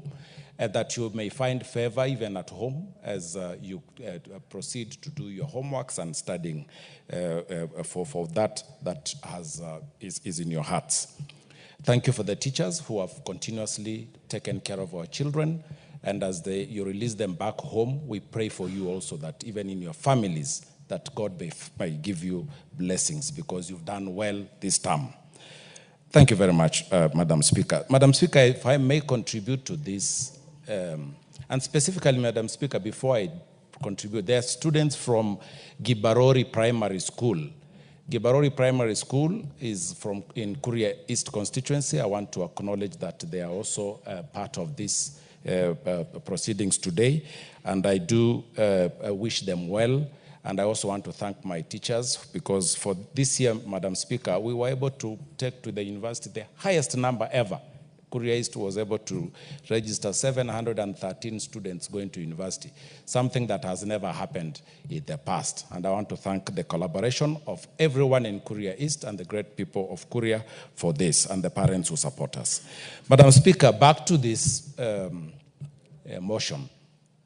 Madam Speaker, it is not rocket science that the reason why this government is subsidizing fertilizer so that we can increase production, it is because it is an important thing and it is the right thing to do.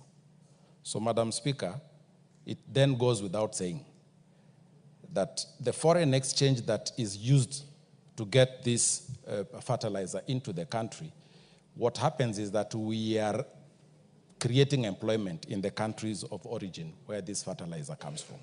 And we are also losing in the process, in the exchange, we're also losing monies that we could have used to do something else, and the same monies would have used to set up fertilizer factories in this country, so that then we are able to employ the thousands and thousands of students that we churn out of our universities every year. Madam Speaker, I also want to note that in the beginning of this program of subsidy, Madam Speaker, it was met by a lot of skepticism. But now that it has become successful, now we have even new emerging challenges where now cartels have moved into this space and be able to get fertilizer cheaply. They hoard it and then they start selling it at exorbitant prices when now they are off market in the stores. Madam Speaker, establishing our own factories here, in addition to creating employment and making sure that we have timely supply of fertilizer, it also breeds and encourages research. Because, Madam Speaker, our universities, and we thank our universities for the good work that they are doing. But, Madam Speaker, this is another area that we are able to again provide space for research to be done and therefore broaden the minds and the knowledge of our people, even as we are firm that we are as good as we know. The entire world knows that we are very good. We have very, very innovative young people, and world over you go, you'll find a Kenyan in some research institutions, some factories, we have very, very brilliant young people. And this is the right way to go so that we're able to create space for them to contribute to this nation building. Madam Speaker, I do support and I do pray that this House is going to not only pass this motion, also that implementation committee will also push it to the level that we actually see action. And I want to urge the executive that this is an area that one would easily find favor with the people of Kenya if we were to invest appropriately in this area. And also, of course, urge the trade departments so that we can have laws that are friendly, so that investors are able to come in a friendly way and in an easy way, so that there is ease of doing business. And in the process, everybody then goes home feeling that this country is that country that they can destine, and as they do so, then they're also able to create further use and be useful in this part of the world. Madam Speaker, I support and I thank you for this opportunity. Thank you very much. Thank you very much, Member for Kuria East. Honorable members, I understand that the Deputy Speaker, you had agreed that whoever wants to contribute to this motion to go to the intervention button. So let's follow that. The Honorable Zamzam Chimba, member for Mombasa County. Asante sana Mheshimiwa Spika kunipa fursa hii. Kwanza niweze kuambia watu wangu wa Mombasa, nimekuwa likizo karibu miezi miwili, hamkuniona nikiwa na ugua, lakini nimerudi na niona bunge na nimerudi na tuanze kuchapa kazi.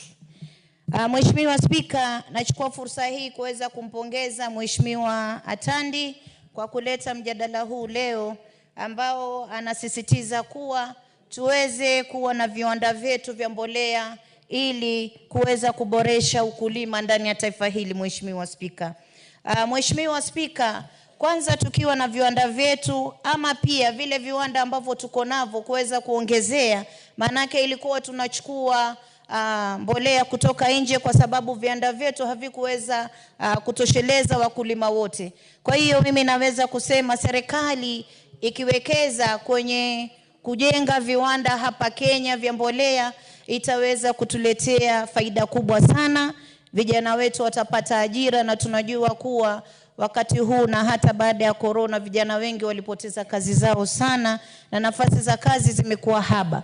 Kwa hiyo tukijenga viwanda vingi, tukiongezea viwanda vya mbolea, itakuwa imetoa nafasi ya ajira kwa vijana wetu katika taifa hili. Jambo la pili, Mheshimiwa Spika, hapa nafikiri mwaka jana Mheshimiwa Naibu wa Spika dada yetu Mheshimiwa Gladys Sholei aliweza kuleta mjadala wa mbolea ambazo zilikuwa zinaingia katika taifa hili, zilikuwa na sumu, ikawa wakulima wanatumia na hawakujua, kwa sababu ilileta maradhi mengi sana kama kansa, mambo ambayo yalikuwa ya kutamausha sana Mheshimiwa Spika.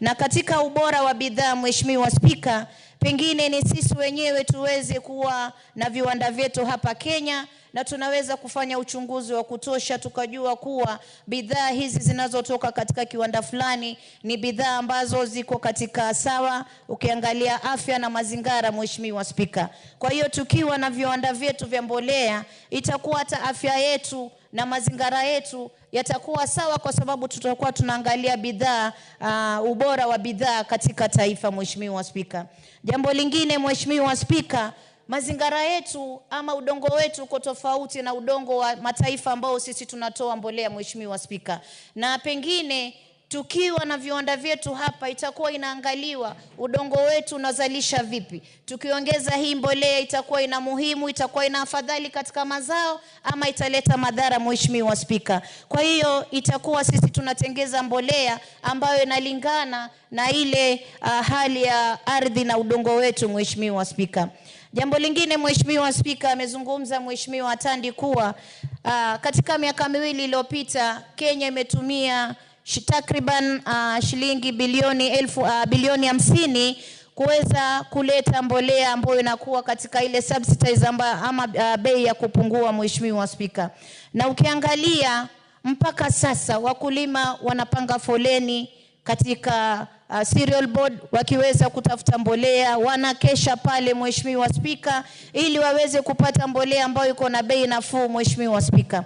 Lakini ikiwa tutaongeza viwanda vyetu Mheshimiwa Spika, haya mapeni yote ambayo tumepeleka mataifa ya nje, tutaweza tukaboresha mbolea yetu na tukauza katika bei nafuu, kwa sababu tutakuwa na viwanda vya kutosha Mheshimiwa Spika.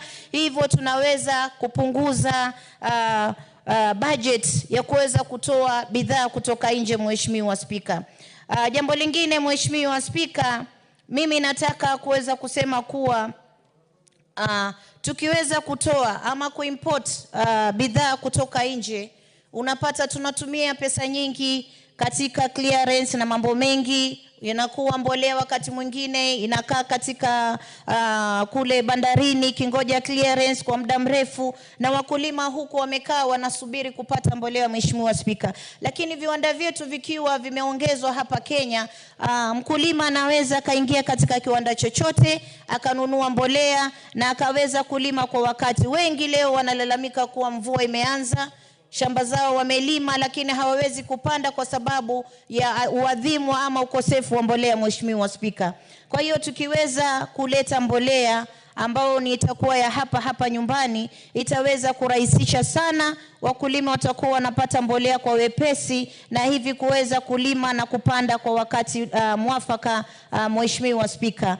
Na jambo lingine pia itazidisha uchumi wa taifa letu, manake pesa nyingi tunazipeleka nje, lakini ikiwa bajeti yetu tutafanya na mapeni yanazunguka katika taifa letu, Mheshimiwa Spika, itakuwa yani faida kubwa inarudi katika taifa, Mheshimiwa Spika.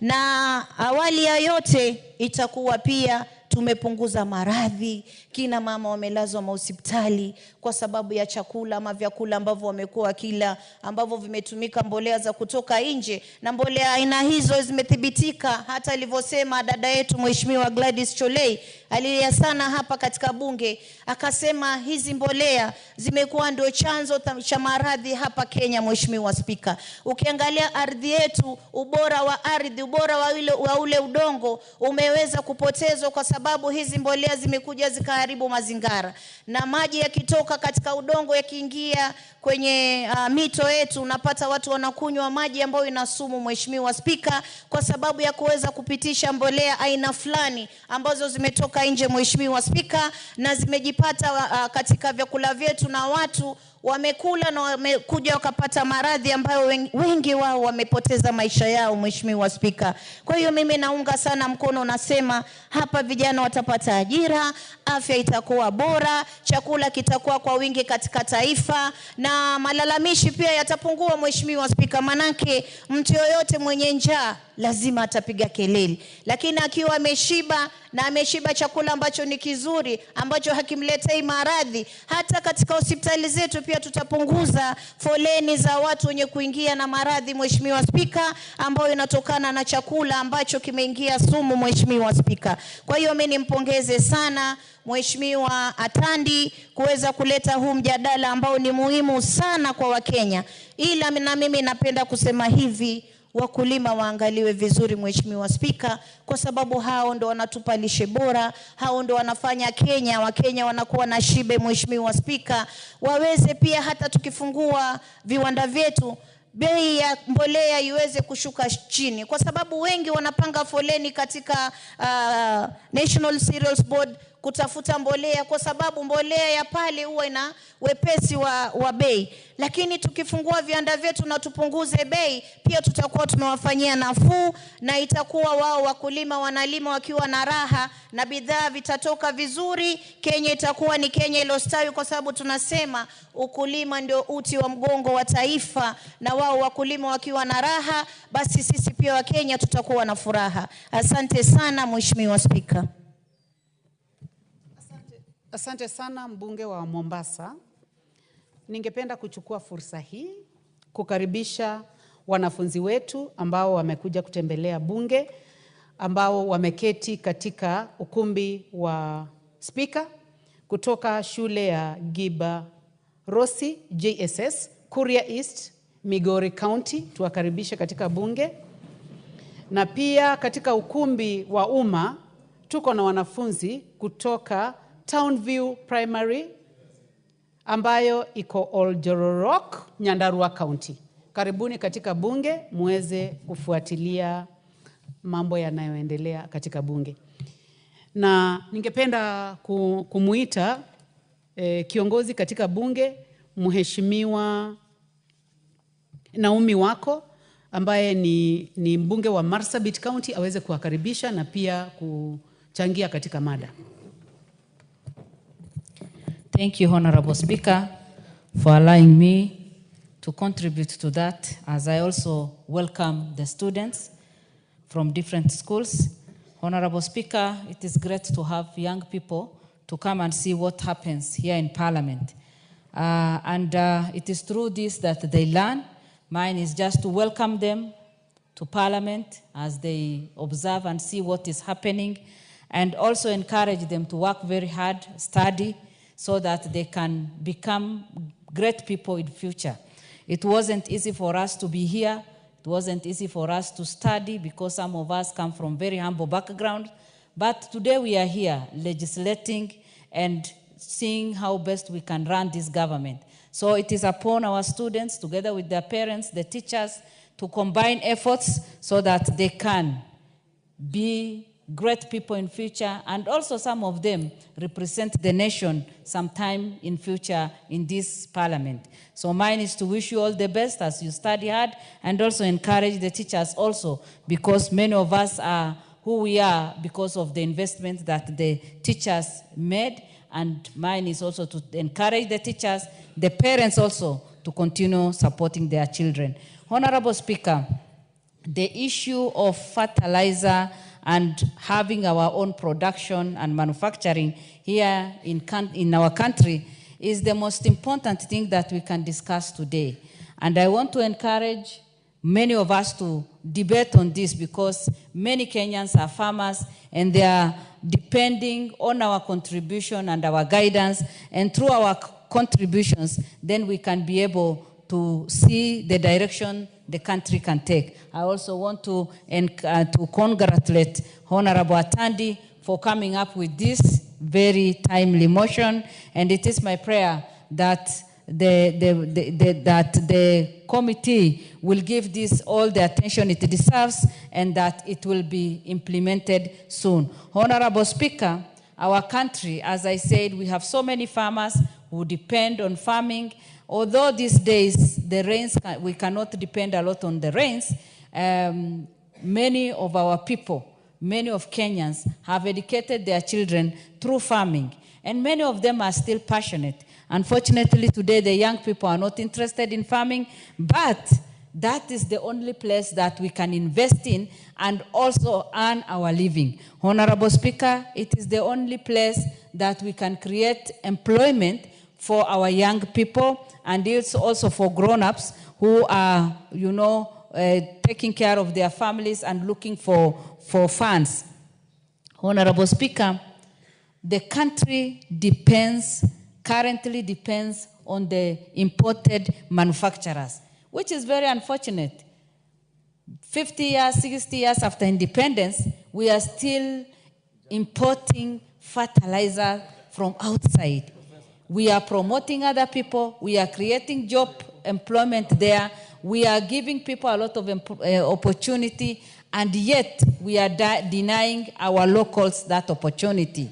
So the more we encourage the local manufacturers, the better for our country. If we do that, then we will be able to harvest more, because if we depend on the outside manufacturers and the importation, of course, sometimes there are delays here and there, and sometimes, like this time now, the farmers want to plant, and yet the fertilizers are not there, because the cartels have also taken advantage, and they are trying to play in between, and it is disadvantageous to our farmers. But if we have our local manufacturers, productions will be done on time, and everything will be relevant even to the soil and everything. The farmers will be able to buy at a cheaper rate than what we are now spending. And that means then we have created job employment for our local people. We have also used our own resources to manufacture and to produce. We have also released the fertilizers on time for the farmers to use. Honorable Speaker, it is only when we will produce our own fertilizers we will be able to have quick solutions to the challenges that will come as we do our planting and as we try to do different things. We will also be able to increase our food production, because the farmers will easily collect their fertilizers and they'll be able to use them. We will be able also to grow economically, because currently our country is going through so many things. And it is only when the government has given the subsidized fertilizers that our food production has gone up. And I want to encourage our government, and especially our president, who is so passionate, to continue with the same passion, because it is only through that we can have food security in our country. Honorable Speaker, as I said, job creation will be there. And then the low cost, as I said, because it is locally produced, will be able to overcome the high cost now. Honorable Speaker, I agree with the motion that the national government through the Ministry of Agriculture and Livestock Development supports and promotes local fertilizers manufacturing industries by investing in research and development to bolster the domestic fertilizer manufacturing sector. That is the only way we can create our own wealth. That is the only way we can grow our farmers. That is the only way we can encourage our young people who have the knowledge in farming and doing agricultural business, and also those who are good at doing research. We can be able to utilize their skills. Honorable Speaker, with those few remarks, I support. Thank you. Thank you very much. The Honorable Professor Phyllis Bartow, member for Moiben. Thank you, Madam Speaker, for giving me the opportunity to also contribute to this motion on fertilizer, and also to thank Honorable Thandi for also bringing this motion to the House. Madam Speaker, I come from a very important region in this country, the breadbasket of Kenya, and that is Uasin Gishu. And fertilizer is a very key component in my region. Madam Speaker, when the current government came in place, they gave farmers promises, and one of them was subsidy, the fertilizer subsidy. Madam Speaker, and that was a way of building capacity for farmers so that they can increase productivity. And also, having been a product of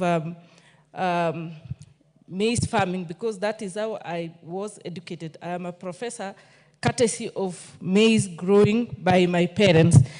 It is unfortunate that, Madam Speaker. Honorable Bartow, for the sake of the students and to encourage them, I would like you to say you are a professor in which field? Thank you, Madam Speaker. To the students in the House, I would want to welcome you to this very important house where laws of the land are made. My name is Professor Phyllis Bartow, Member of Parliament, Moiben constituency. And formerly, before I became a Member of Parliament, I was a Professor of Linguistics at Egerton University for the last 25 years. So I welcome you, and I want to encourage you to work hard in school, be disciplined, be focused, and one time you may find yourselves here, or you will be very senior, important members of the Republic of Kenya, including even being the President of the Republic of Kenya. Karibuni sana, and feel at home. On the issue of fertilizer, as I've said, Madam Speaker, I was a beneficiary of having gotten a chance to go to school because my father or my parents were farmers. It is important that we encourage local manufacturers, Madam Speaker, because we have come of age as a country. We have the best researchers in the country who can test our soil and determine the kind of fertilizer and the quality of fertilizer we require. We no longer need to depend on imports from countries where we are not even sure of the quality, and given the situation where we cannot control their entry, because sometimes our officers at the entry are compromised. Madam Speaker, we look at the case in point right now. In my constituency or in my county, it is the planting season. We are supposed to be planting, and we should have started even as early as last month. Madam Speaker, I can tell you, the stress the farmers are undergoing in the North Rift is not something to, it is very painful. In my constituency, Moiben, I have 3 regions or cooperatives who are picked to be distributing fertilizers to the farmers. At the moment, in Progressive, the farmers are queuing, there is no fertilizer. When you go to your teach in Sergoitward, the farmers are queuing, there is no fertilizer. At the National Cereals Board in Eldoret itself, there is no fertilizer, Madam Speaker. If we can encourage our local manufacturers, our own, to manufacture that fertilizer, and and support it. They'll ensure that the fertilizer is available and it is timely. They will also ensure that the fertilizer is available throughout the year so that the farmers don't have to be waiting until the planting season, so they rush to the cereals and they go and they queue, and sometimes some of them go back without getting it, and it becomes very expensive. Madam Speaker, if this fertilizer is availed and it is done by the local manufacturers, it is also going to promote it is going to create employment for our young people. I am imagining if we will be having several manufacturers pitched in several parts of Kenya, all these young people, these researchers, these young scholars who have gone to school and they have done, they are experts in agriculture, would be utilized, and that's also another way of creating employment. And in that case, it will ease the burden of government and the young people. Like the other case we had, I saw on social media that there's a group of youth who have started a party called Jobless Youth in Kenya, and they want to register it as a political party. I mean, we should be creative and look for avenues where we have local manufacturers creating job opportunities and also supporting society. Madam Speaker, the issue of fertilizer is also very key, and it will enable us also to be exporters. Why is it that we should be receiving from other countries, yet we have capacity and we can manufacture our own fertilizer, enough for Kenya and enough for Africa, and even export outside countries like China, where most of the fertilizer people bring it. And we have the ingredients, we have the scholars, we have the capacity, we have the brains. What are we waiting for? I think it's high time we take it seriously and implement it. It should not just be a matter of debating it here in the House, and then from there it goes to the archives and nothing happens. We should walk the talk. Let us encourage, let us promote our local manufacturers, and let them even begin work as soon as yesterday, so that come next year, we will be having enough fertilizer. Last year, our farmers were duped to buy very substandard fertilizer, and even the production was very poor, especially last year, because so many of them went to sellers, and they bought very expensive and very useless fertilizer, or even fertilizer which is not suitable for their soil, because, you know, because of the scarcity and because of the shortage and the desperation, every farmer was willing to just pay something to get fertilizer so that they plant. Because the planting season in Kenya is very definite. You miss it and you lose it. So sometimes when it is your turn to plant and you don't have the fertilizer, it becomes problematic. So, Madam Speaker, I am very happy that this motion is being debated today, and I'm looking forward that we will not be, I mean, sooner we will be seeing our entrepreneurs, our manufacturers rolling and starting the manufacturing business, so that our farmers, just other than just saying we are building capacity for farmers, we are enabling them, we are giving them subsidy. Let us subsidy remain with our local manufacturers. Let us support our own. Let us grow our own. Let us believe in ourselves. Let us believe in Kenya and believe that it is possible. We shouldn't be looking at our borders and looking for support. We have come of age, Madam Speaker. It is high time now we sit and have confidence in ourselves and support our local manufacturers and support our own, and it will be good all the way. I support the motion. Thank you. Honorable members, I would like to welcome students. Seated in the public gallery, we have students from Chelilis Girls Secondary School from Bureti constituency in Kericho County. Welcome to the National Assembly to continue observing proceedings of the House. We can welcome them in our usual way. Thank you. Honorable members, I'll allow the member for Keio North to welcome students. He's the first in line. The Honorable Adams Kipsanai, member for Keio North. You may welcome students and continue the debate.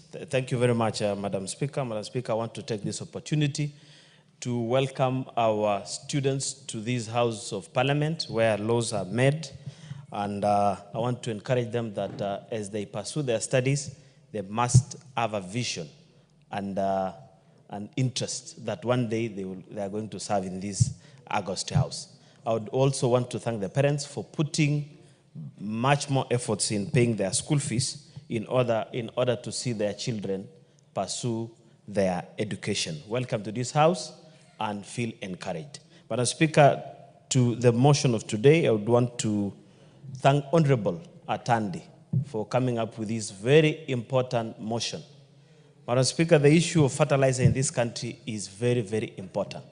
But it beats logic that we are the leaders in the region in terms of infrastructure, in terms of digital development, ICT, in terms of the economy. We are giant in the region.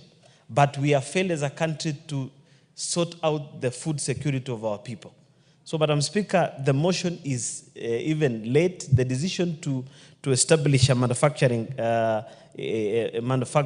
of fertilizer in our country is a bit late for us as a country. However, this thing will be very important to our country because this is the only way of guaranteeing food security to our population and also create job opportunities for Kenyans. Kenyan people is blessed to, the Kenya country is blessed to have a young population whereby there are very, very many youth who are unemployed. And this is the only way that they can be encouraged to join agribusiness and also advance themselves economically and have something in their pockets. Secondly, Madam Speaker, is about food safety of the food. Currently in our country and in the world, we have many cases of diseases, mainly caused by what we consume. And when you look at on the issue of diseases, especially cancer, research has shown that mostly is contributed by what we consume as a population. So having a manufacturing farm that takes care of the interest of our population is very, very important. Madam Speaker, farmers are at the moment making minimal profit margins because of the cost of fertilizer. But if we have a manufacturing farm within our country, we are sure that Kenyans will afford fertilizer in a cheap price so that they can have to break the margin. And that is the only way that as a country we are going to stabilize our economy and also help our farmers grow themselves. Madam Speaker, this thing will also help in terms of sorting out the issue of short supply. At the moment, there are many farmers who are trying to beat deadlines. You know, we have the planting cycles, whereby if you miss the first quarter of the year, especially in the North Rift and other parts of the country, it will be very, very difficult for a farmer to maybe go back and cultivate. And the problem is that there are minimal supply. In as much as the government is putting a lot of energy on subsidized fertilizer, which has cushioned farmers to some extent, it is not helping and curing the problem that has been bedeviling us as a country for a very long time. So having this initiative of establishing a manufacturing of fertilizer in our country will help us sort out all these problems as a country. Lastly, Madam Speaker, is that in as much as we discuss the issue of manufacturing our own fertilizer as a country, we must ask ourselves one pertinent question. The last regime, around 2014, 2016, the Jubilee government started a manufacturing company in Wazingishu. But the project didn't take off. And when we ask questions, you will be told that there are other interests that came in. And apart from interest of cartels who are interested in supplying fertilizer, we must also sort out the issue of cost of production. Many people are afraid even to establish farms in Kenya because of the cost of electricity, the cost of establishing a business because of a long list of requirements from licenses, from county, wherever. County governments want something, the national government, KEBS. So it is also high time that we must also reduce the high list of demands for any investor who would want to establish a manufacturing in our country, because that is the only way that it will help us as a country to have our own manufacturing farm that will help the youth to get employment, farmers to get supply on time, the country to be food security, and so forth and so on. Otherwise, I want to say thank you very much to Honorable Atandi. This is very, very important motion that will help our country proceed much further. Thank you very much.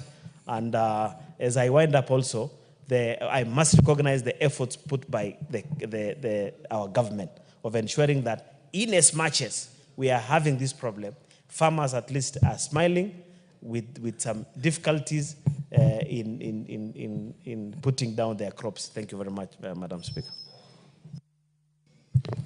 Thank you very much. The Honorable Danson Mashako, member for Undanyi.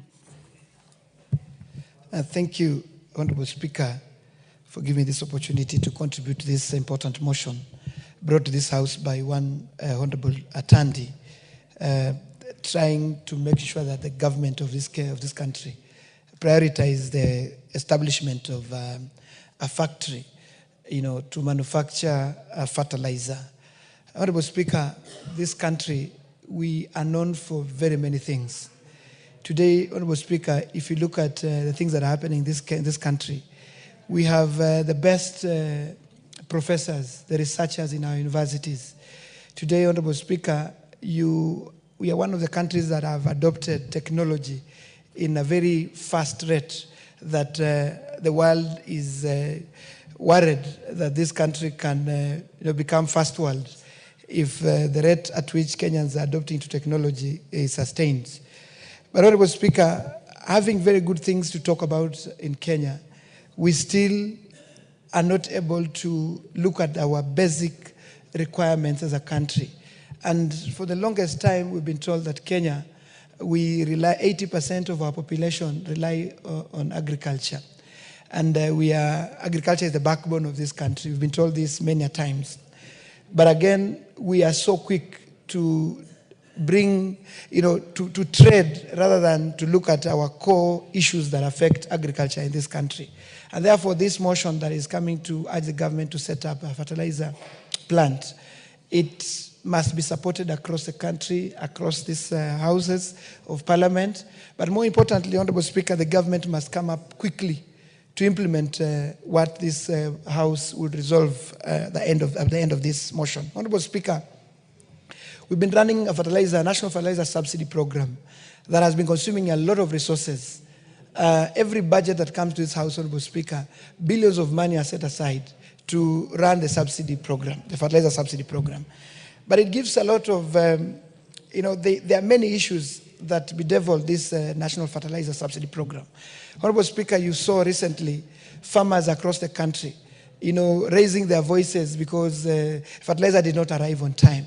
The delays to receive this fertilizer in this country has really disrupted, the patterns of farming in this country, Honorable Speaker. And therefore, yes, we have a national fertilizer subsidy program that this government prides itself that it is working. It has improved the food production. We had the president recently talking about how much now we are able to produce enough food for the country. But Honorable Speaker, questions are asked. The delays that happened this year, this planting season, we've had some members talking about, farmers up to now, some of them have not even received this fertilizer. And yet the planting season is nearing, coming to an end. And therefore, Honorable Speaker, until we realize that this fertilizer subsidy, we cannot continue relying on it. It cannot, its sustainability raises a lot of questions. Because we ask ourselves, for how long are we going to subsidize fertilizer? Yes, we've moved it from around 6,000 shillings. Now farmers are buying fertilizer at 2,500. But we're asking ourselves, for how long are we going to continue subsidizing fertilizer in this country? And we know resources are constrained, Honorable Speaker. We cannot continue having, a subsidy that will run to perpetuity. We must start thinking around how to bring, cost of fertilizer down sustainably, because subsidy is not sustainable, Honorable Speaker. Honorable Speaker, I'll tell you, we have spent over 50 billion shillings subsidized fertilizer in the last few years. And this is so much money compared to setting up a fertilizer producing plant. And therefore, Honorable Speaker, this motion is coming at the right time. We need to, quickly move out and ask the government, this House must resolve to even give timelines when this should come to pass, Honorable Speaker. Honorable Speaker, if we are to have food security as a country, we cannot continue relying on fertilizer that is imported. You remember during post-COVID-19, there were a lot of disruptions on getting fertilizer to countries. So therefore, farmers really suffered. Today we're talking about the war in Ukraine, Russia versus Ukraine. We have a lot of disruptions when it comes to the supply side of fertilizer in the world. And therefore, Honorable Speaker, a little geopolitical tension across the world, across the fertilizer producing countries like China, like Russia, the US, we will definitely have a problem as a country. And looking across Africa, Honorable Speaker, it is a pity that around our region we have very few countries. In fact, we don't have any country that is known to be producing or manufacturing fertilizer. In Africa, we only have countries in the north, that's Algeria, Morocco, Egypt, producing, manufacturing fertilizer. And then we have, of course, South Africa down south, manufacturing fertilizer. That means within our region, we have a huge market, which this country can tap. And the earlier we come up with the fertilizer factory, the better for this country, because we have a huge market. The East African region itself, we pride ourselves, today we are in excess of 250 million people that require to be fed. And therefore, the faster this country becomes a fertilizer producing country or manufacturing country, the better for this region and the better fortunes for this country, so that we can sustain we can supply fertilizer to all our neighbors, Honorable Speaker. Honorable Speaker, before I sit, I want to say that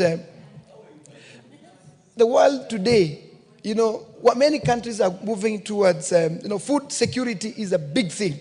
And therefore, Honorable Speaker, as a country, we have no choice. But I'm looking forward to, and I'm happy that this motion has been brought to this House by the chair, the new chair of Budget and Appropriation Committee, that is Honorable Atandi. I'm looking forward to seeing that we put a seed capital in making that we realize the motion we are discussing today. Because if we can talk around here, and if we don't put resources to make this happen, Honorable Speaker, we will still be talking and nothing comes out of our discussion here, Honorable Speaker. And therefore, I want to ask Chairman Budget, even as we move towards bringing the budget estimates for 2025-2026, the Ministry of Agriculture must create a seed capital that then we will go into research, we'll go into promoting the idea that we're discussing today, whereby we can make Kenya a fertilizer producing country, a fertilizer manufacturing country, so that we can, one, make sure that we have food security, we can improve the yields of our farmers in terms of getting cheap fertilizer. At the same time, we can create employment for many and millions of young people who are out there seeking for jobs and they're not able to get employment, Honorable Speaker. And therefore, Honorable Speaker, I stand to support this motion. Thank you, Mheshimiwa Speaker. Thank you very much. The Honorable Christine Ombaka, member for Siaya County. Okay. Thank you, Madam Speaker, for giving me this opportunity. I'd like to support my colleague and friend, and Samatandi, who also come from Siaya, where I'm the woman rep. He's one of the MPs from there. I want to support this bill because it is a bill that is dealing with food on the table. It's about food security. It's about removing or ensuring that there is no hunger in this country. This country has been known to suffer from hunger, no food. People have died because there is hunger in this country. And when you look at those scenes, you think that the best option now is this bill. This bill is one that will improve the situation that we've seen in the past where people die of hunger. Farmers need manure. They need fertilizers. Even as I speak now, I'm receiving messages because people are planting. They want seeds, they want fertilizers, they want me to support them. As an individual, how can I do it? A whole county of Siaya. People want me to support them give them fertilizers. We have fertilizers, yes, but they are subsidized. But even that, the one that is subsidized is still very expensive for our people. They cannot afford it. That's why they want me to step in and support them. It also means that when we produce fertilizers locally, they may be cheaper, they may be possible, it may be possible for many people to access fertilizers. That's why it is important that we have an institution that can produce fertilizers that will be cheaper, easy to access for farmers to use so that they can produce crops and food for food security. It's that common sense. So I think that it is very, very key that we support this bill. It is very key that we stop importing fertilizers. We have seen what importation has done in the past. They import very fake fertilizers. The ones that cannot help us, the ones that are very dangerous, they are very poisonous, they are not good for food production. And so, if we go local, we may succeed. It will bring the cost down, it will make more people access fertilizers, more farmers will benefit, and they will produce more food, and there will be food security. It is that common sense. So, we have universities. Our universities have departments of agriculture. We have colleges as well that train people in agriculture. We have Ministry of Agriculture. What are these institutions doing all these years? By now, we should be self-independent. We should be able to have produced our own manures, our own fertilizers, be able to distribute them across the country, and be able to sustain our lives and be able to have access food and put food on our table. So the challenge here is these very institutions that train people in agriculture. Universities, what are they doing? We need an answer from them. What are they doing in terms of producing fertilizers that is cheap, that can be accessed by many people? What is the Ministry of Agriculture doing? What are these colleges doing? Where are farmers who need these things? We need more farmers, both large-scale farmers and small-scale farmers. Local women who are in the villages, they're also farming, even if they have little gardens and things, but they need fertilizers.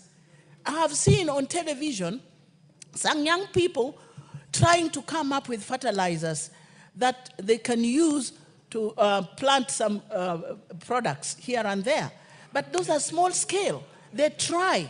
That there's an effort. So we can say that there is initiatives that are very encouraging when we see people coming up with what they can do to improve food production.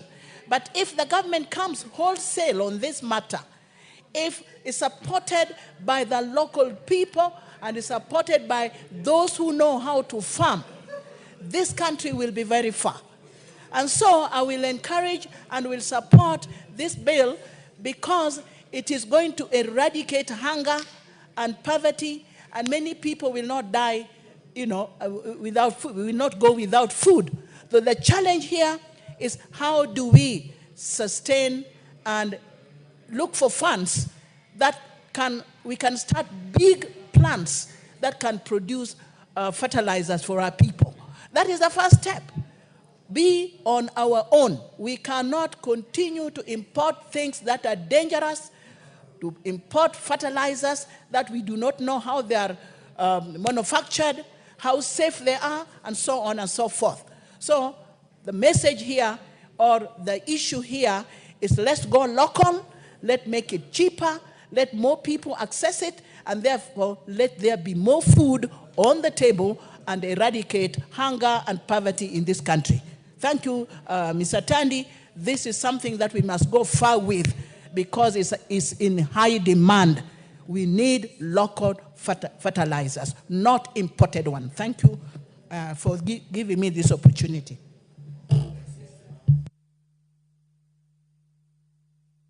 Thank you. The Honorable Wilfa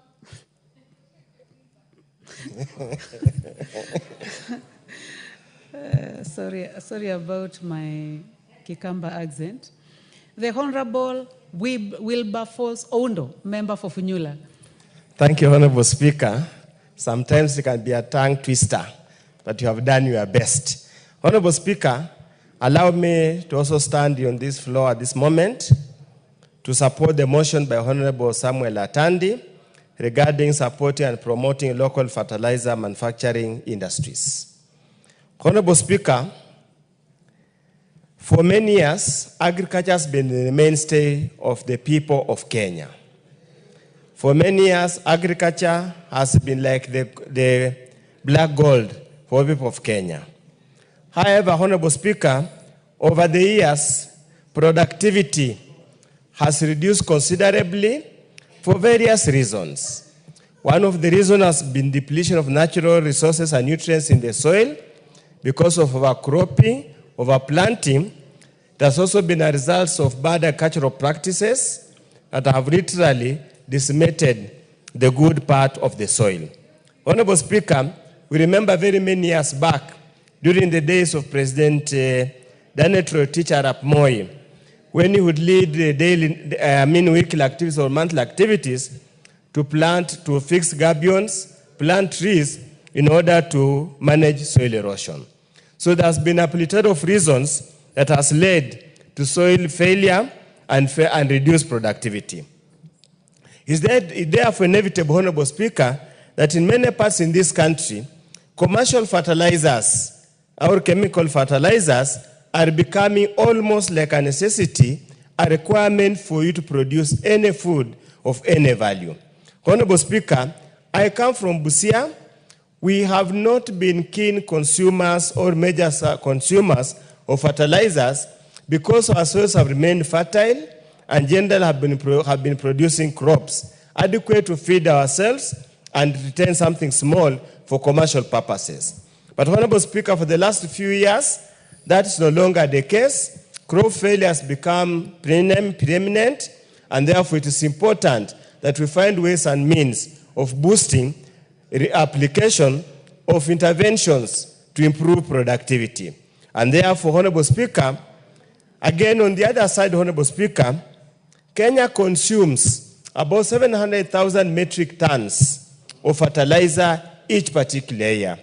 It is projected for us to sustain food production, to sustain our economy and population, we might have to consume about 1 billion metric tons of fertilizer the next 2 to 3 years. Our manufacturing capacity, Honorable Speaker, as it stands now, is literally minimal. It is presumed that almost 90% of the fertilizers used in this country is imported. It's imported at a heavy cost in terms of foreign exchange, in terms of exported jobs, and in terms of other issues, Honorable Speaker. And that's why any attempt, Honorable Speaker, to urge the government, to urge the executive, both at the national level and the county level, to invest in production of locally produced fertilizer is laudable and should be supported wholeheartedly with all the state organs concerned with this matter. Honorable Speaker, when you speak to manufacturers, under Vision 2030, Honorable Speaker, manufacturing was supposed to account for 15% by the year 2030. As we stand here, Honorable Speaker, is hardly 7%. That means we are lagging behind with less than 5 years to go.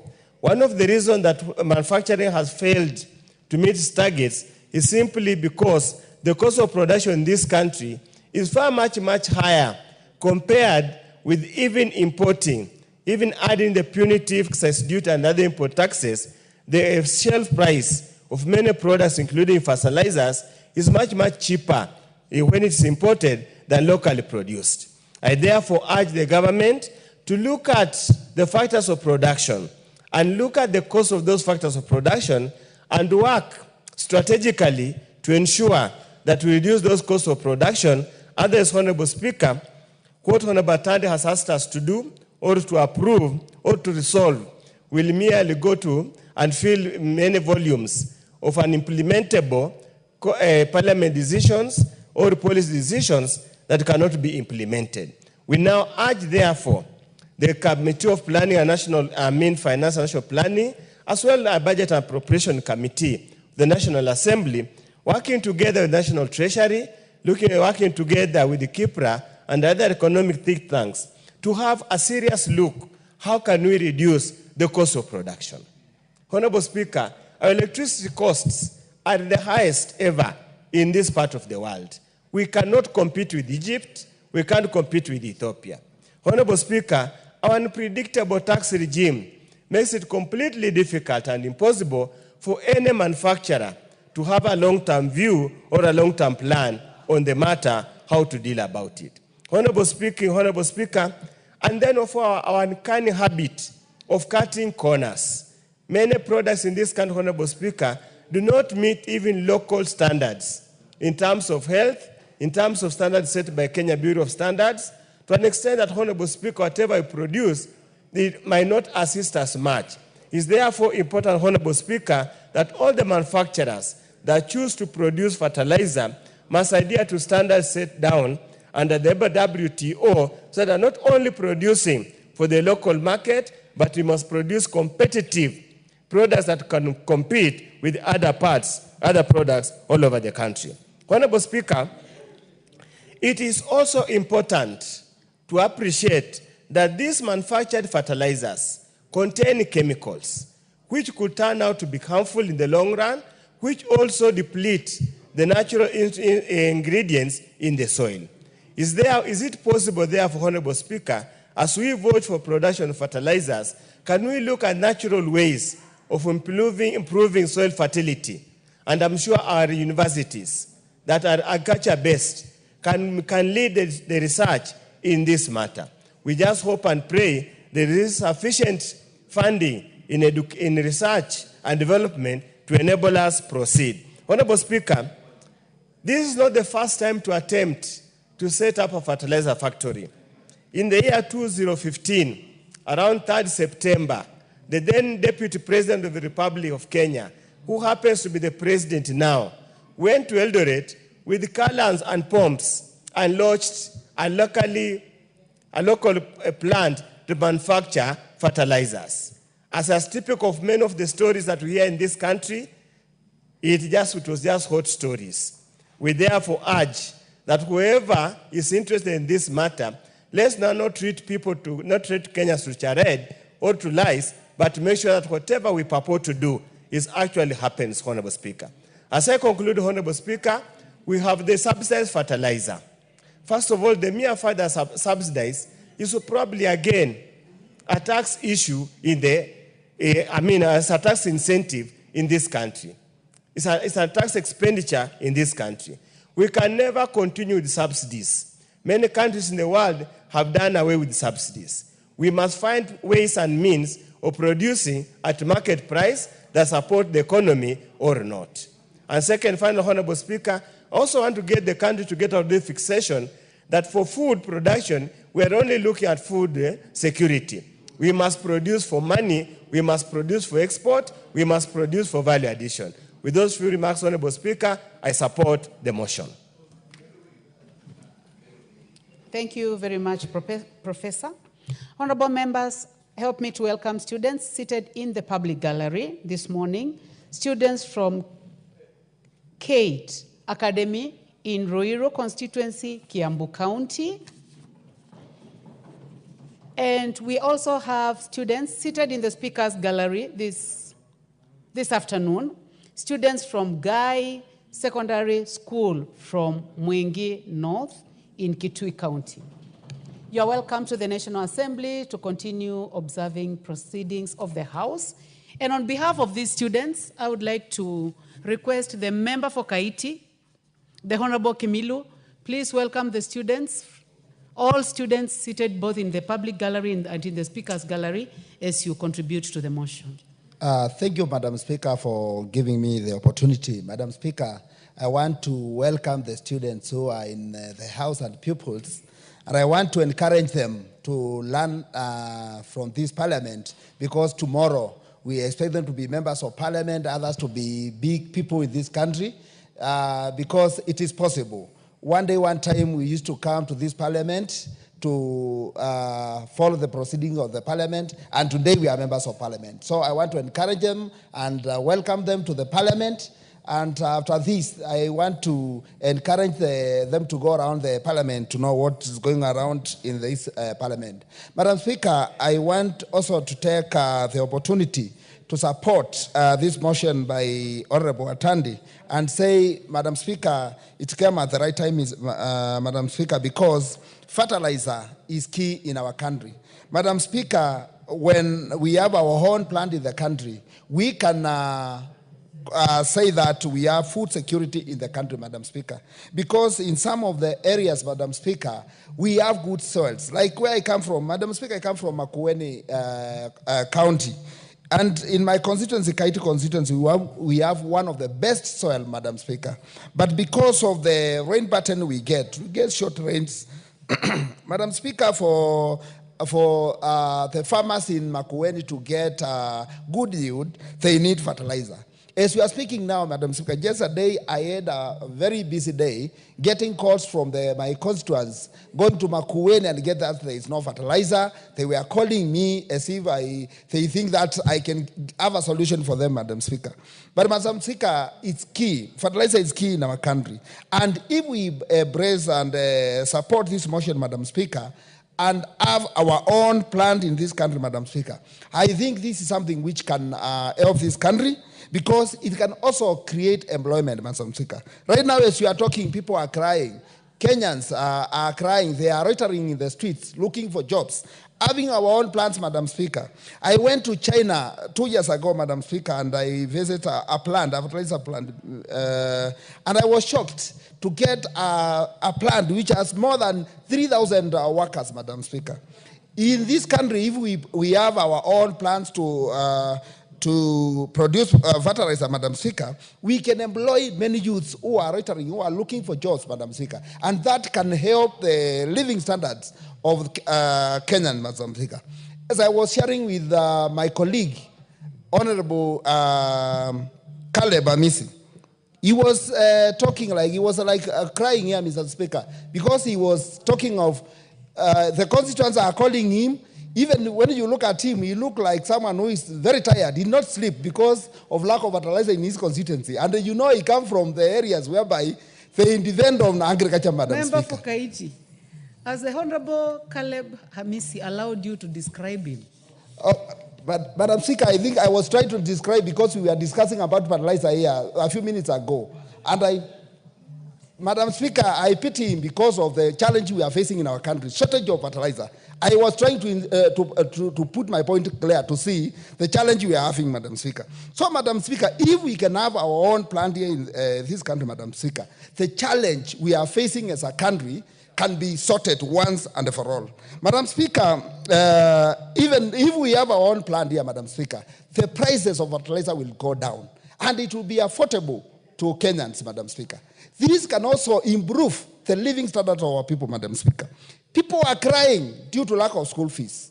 Madam Speaker, the kind of economy we have in our country currently, Madam Speaker, needs people to do some businesses, others to do serious farming, so that they can get money to pay school fees, Madam Speaker. And this can be improved by having our own plant in our country, whereby this can create more jobs and can also create income to our people, Madam Speaker. With this kind of local plant in our country, Madam Speaker, with the kind of rain pattern we get in our country, Madam Speaker, I think because some parts of the country get short rains, and with the short rain, they can plant the crops which need short rains, and with the fertilizers, Madam Speaker, they can get a good yield, which will help them improve their living standards, Madam Speaker. The only, Madam Speaker, way of employment in most of parts of the country is only farming, Madam Speaker. Because if you get the percentage of the farmers we have in the country, you get most of the people, they are farmers. Most of the people, when they retire from their offices, they go back to their villages and do farming. Madam Speaker, we need to encourage this, because when people are farming, when people go back to their villages and do farming, we are also trying to decongest the city, Madam Speaker, because this will also help rural to urban migration. Because, Madam Speaker, the way things are in this country, we need to start congesting this city. We need to have people migrating from the city to the villages, Madam Speaker. Because now people are coming here to look for jobs. There are no jobs. But if they go back to their villages, Madam Speaker, they can go and do farming and earn something. And that can encourage people to go back to their villages, Madam Speaker. And this is one way of avoiding rural to urban migration, Madam Speaker. Madam Speaker, we have good institutions in our country, Madam Speaker, even including our universities, Mr. Speaker. The research, they can do a good research. They can also help in improving, getting the right quality of machines we need in the country. They can also give a good quality chemicals we need to make a good fertilizer in our country. And Madam Speaker, I think this can also help in this country to do good farming, Madam Speaker. So, Madam Speaker, I want to support this motion, and I say I want to urge all the members of the Parliament in this House to support this mission, because this is very important to our country, and it also help our youth. Thank you, Madam Speaker. Thank you very much. The Honorable Caleb Luyai, member for Saboti. Thank you, Madam Speaker. Thank you for giving me this opportunity to also add my voice to this very important motion. I didn't want to interrupt my very good friend, Honorable Kimilu, when he mentioned me, but I can assure him that he has no power to carry my... I saw him trying to pity my situation in Trans Nzoia. He has no power. Only God has power to carry all my burden. Madam Speaker, the very first sentence of this motion, the motion mover is aware that the Fertilizer and the Animal Foodstuff Act 2015 provides for the regulation of fertilizer importation in the country, and the further aware notes that the Fertilizer and Animal Foodstuffs Board regulates the fertilizer and animal foodstuffs industry, including the manufacture and production of fertilizer. So we are aware of the existence of legislations, acts, policies. There are a number of SAGAs, semi-autonomous government agencies, that have been established in the Ministry of Agriculture. I think the Ministry of Agriculture has one of the largest number of SAGAs among the ministries that we have as a country. We talk of KEFIS, we talk of CARO, that was famous formerly, CARI. We talk of the Agricultural Food Authority that has several departments for each crops. They have pyrethrum, they have maize, they have sorghum, cashew nuts for the coastarians. They have sugar, tea, coffee, name them, all under one umbrella, AFA. And I can go on and go on. Very many departments that have been established, some from the crop side, others from the animal side. We are blessed with fauna and flora as a country. So we're supposed to be sufficient. When we look at how agriculture was established as a backbone of this nation, we look at the history of the colonialists. When the British colonizers arrived here, they did not single out Kenya as a mineral destination. Kenya was not a gold-rich nation. It was not an oil-rich nation. The British established a colony here because they discovered Kenya as an agriculture-rich nation. And we have since moved out of there. We are no longer, the agriculture is no longer the backbone of this republic.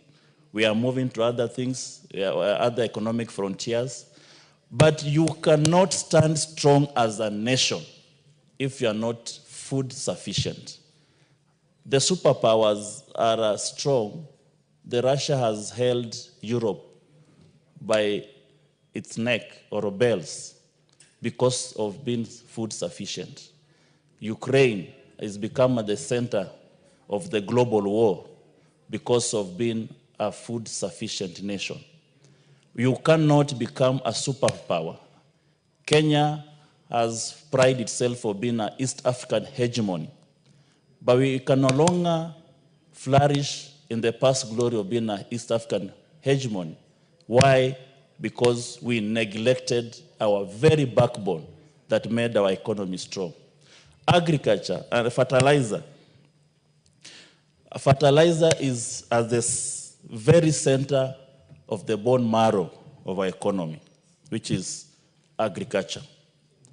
When we look at how developed nations, what we call the developmental nations of the ASEAN countries, and ASEAN, I refer to the Association of the Southeast Asian Nations, led by Singapore, Thailand, Indonesia, Philippines, South Korea, Taiwan. These nations were at par, or some were actually trailing Kenya in terms of GDP. They all faced the same colonial masters. At the same point, we were all colonized as the ASEAN countries. What made them have a step ahead? It's not that they suddenly discovered mineral or something else. They emphasized on the agriculture, which was their strength, just like agriculture is the strength of most African nations. They improved their production, value addition. They maximized profit out of agriculture. Apart from making what we call broad coalitions to cater for their internal politics, just like we've been having broad-based government, so that to have a conducive political environment to flourish as a nation, they emphasize on local food production that were able to be sold internationally, textile industry, and they emphasize on the institutions, bureaucratic institutions that made sure that there's no corruption, there are no cabal system that will get established, which has always been a problem as a country. We need not to overemphasize on legislation, on things to do with fertilizer. We do have enough legislation. It is good this motion brings a discourse for the nation to discuss where have we gone wrong.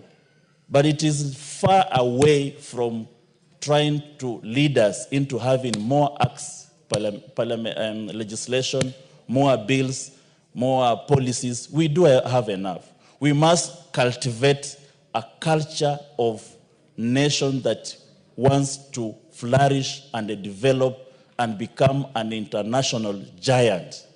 That culture is missing. That culture is missing in our leadership. That culture is missing in our top leadership, and it trickles down to the line ministries up to the local level. We must establish a culture of proper leadership, good leadership that determines where the nation is, where the nation was, and where the nation needs to go. Before you start thinking about legislation, which we have in plenty, we need to establish a country that has a right-thinking leadership right from the top. If we have it rose at the top, then you don't expect miracles at the bottom. This is not bottom-up, this is top-down. You have to come from top to bottom. I can see my friend looking at me almost coming to give a rejoinder. But that is how we will make our country better. You must start from top to bottom. In terms of corruption, the rest of the things you can do from bottom to up. But in terms of corruption and making sure that the proper leadership in this country that directs the nation to the right way, you must start from the top. And I dare say that we have messed this country right from the top. That's where we need to start. When you say fertilizer industry has cartels, where are these cartels flourishing without the topmost leadership intervention? We must ask the questions. Those bitter questions we must ask ourselves. And that's why our nations, African nations, are lagging behind, because we never discovered that what ails us. The Asian countries discovered. That's why they say they are developmental states. They are in the category of developmental states. Some, you can call it mercantilism, where the trade surplus makes it the country flourish. You can call it Marxism, you can call it capitalism, but all in all, you must discover the strengths of a nation and develop it from there. And to me, agriculture remains to be the strength of this nation, and we must cultivate. So if the area of fertilizer is not an area that you need to overemphasize in terms of legislation, this is an area that needs good culture of leadership. We cannot have sagas all over. We cannot have sagas consuming our natural resources, our treasury, our treasury, and they are just there. Sagas that exist for production, for research, and they are there. That's where we need to start. We do not need to establish another saga when there is already another saga that whose primary responsibility is for production of vaccine. We have Kevevapi, we have the Kenya Veterinary, we have the Calro, we have the Kefis. We can name and name them. They are there. But what are they doing? We need to establish and look at what authority formed these sagas. Why do they exist? What have they done so far? If they don't do them, then can we now merge them or restructure them so that we don't waste so much of our resources towards moribund organization? Thank you, Madam Speaker, and I support. Is it a point of order? Okay. Honorable members, I would like to welcome students from Moi Educational Center, Lang'ata constituency, Nairobi County. Honorable members, help me to welcome them. You are welcome to the National Assembly to observe proceedings of the House. And I would like to give a chance to the Honorable Buyer to welcome students in the absence of the Honorable Member for Suba, leader in the House who had expressed interest to welcome these students. So the Honorable Buyer, you proceed, and then you may also proceed to debate. Okay, thank you very much, Honorable Speaker. Honorable Speaker, I want to welcome the students to this honorable chamber, this august chamber that has leaders elected from all over the country for them to observe the proceedings of this House. I want to urge them and ask them to work very hard in school and to aspire to be leaders and to aspire to one day step in this chamber as leaders, not as students. And I want to wish them all the best in their studies, and let them enjoy their time in school, do their best, and come out as great leaders, just like they are in this House. Thank you very much, Honorable Speaker. I want to make my contribution to supporting and promoting local fertilizer manufacturing industry. But before I do that, I want to tell the Honorable Caleb Amisi, the member from one of the Trans Nzoia constituencies. Caleb Amisi, you know, he's still held up in the 19th century politics of Marxism, of mercantilism, and that almost 18th, 19th century stuff. I see a lot of his writings on Twitter and all that, but I see his mind is actually fixated there. And I want to tell him that did not help the world. Russia collapsed. Yugoslavia collapsed because of these same principles that he's trying to say Kenya must adopt to move forward in development. We are in a new era of thinking and ideologies in this world. Capitalism has still remained as the principal anchor of development in the world. Capitalism still is the anchor for money making in the world and to equalize nations. Socialism and Marxism and all those kind of things that were there, and fascism that were there during the 18th, 19th century have been bypassed and nations have collapsed. This country, Caleb Amisi, will move on a trajectory of developmental issues that are anchored properly in agriculture. The agrarian revolution still persists. We must invest in agriculture. The Honorable Caleb Amisi, you have a point of order? Normally the best would be to put an intervention instead of raising your hand, but I give you the chance. Yeah, I was struggling to put it, but I think it's now working. Madam Speaker, I think with due respect to my colleague and the leader of this House, is that he has diverted from the motion. The motion was not discussing Caleb Amisi ideology. The motion was discussing fertilizer. I will bring here another motion that will discuss Caleb Amisi ideology, and the honorable member will have enough time to contribute. Thank you, Madam Speaker. Of order now. You Is, believe that he is irrelevant? He is irrelevant and is continuously mentioning my name and attaching some ideologies that I don't follow towards my name. And it's not even, he has not brought a substantive motion to discuss my name. Before you respond, I keenly followed what the Honorable Bayer said. I believe that he was just reacting to what you had said, which is allowed in the House. It's a house of debate. I did not see him being irrelevant, so there is nothing out of order. Thank you, Honorable Speaker. Thank you. Honorable Speaker, I want to say this. This country, Kenya, already has factories that manufacture fertilizer, and that is a fact. If you look at what we have in the country, the question that we have is the fertilizer being manufactured in this country enough? It is not enough. So how do we fill in the gap? We can only fill in the gap if we get other investors to come and invest in the country to have more fertilizer plants, to manufacture more fertilizer, so that our farmers can have enough fertilizer for their farms. On the upshot of that, Honorable Speaker, if we have more fertilizer manufactured in the country, we reduce our foreign exchange, the use of our foreign exchange to import fertilizer. Importation has been one of the problems that has caused us the imbalance of trade between this country and other countries. We continue to import even things that we must not import. What I want to see is more investors, and I want to ask the people of Trans Nzoia to demand from their MP that he invites more investors in Trans Nzoia to set up fertilizer manufacturing plants there so that the farmers can get cheaper fertilizer. Honorable Speaker, regions that would have given us very big output. Majority Whip, you seem to be attracting a lot of points of order. You have another point of order from the member for Funyula. Honorable Speaker, I think my good friend is just going on, is just diverting the attention. Honestly speaking, it's not the business. It cannot be the sole business of Honorable Hamisi to go scouting for investors to come and invest in Trans Nzoia in a fertilizer manufacturing plant.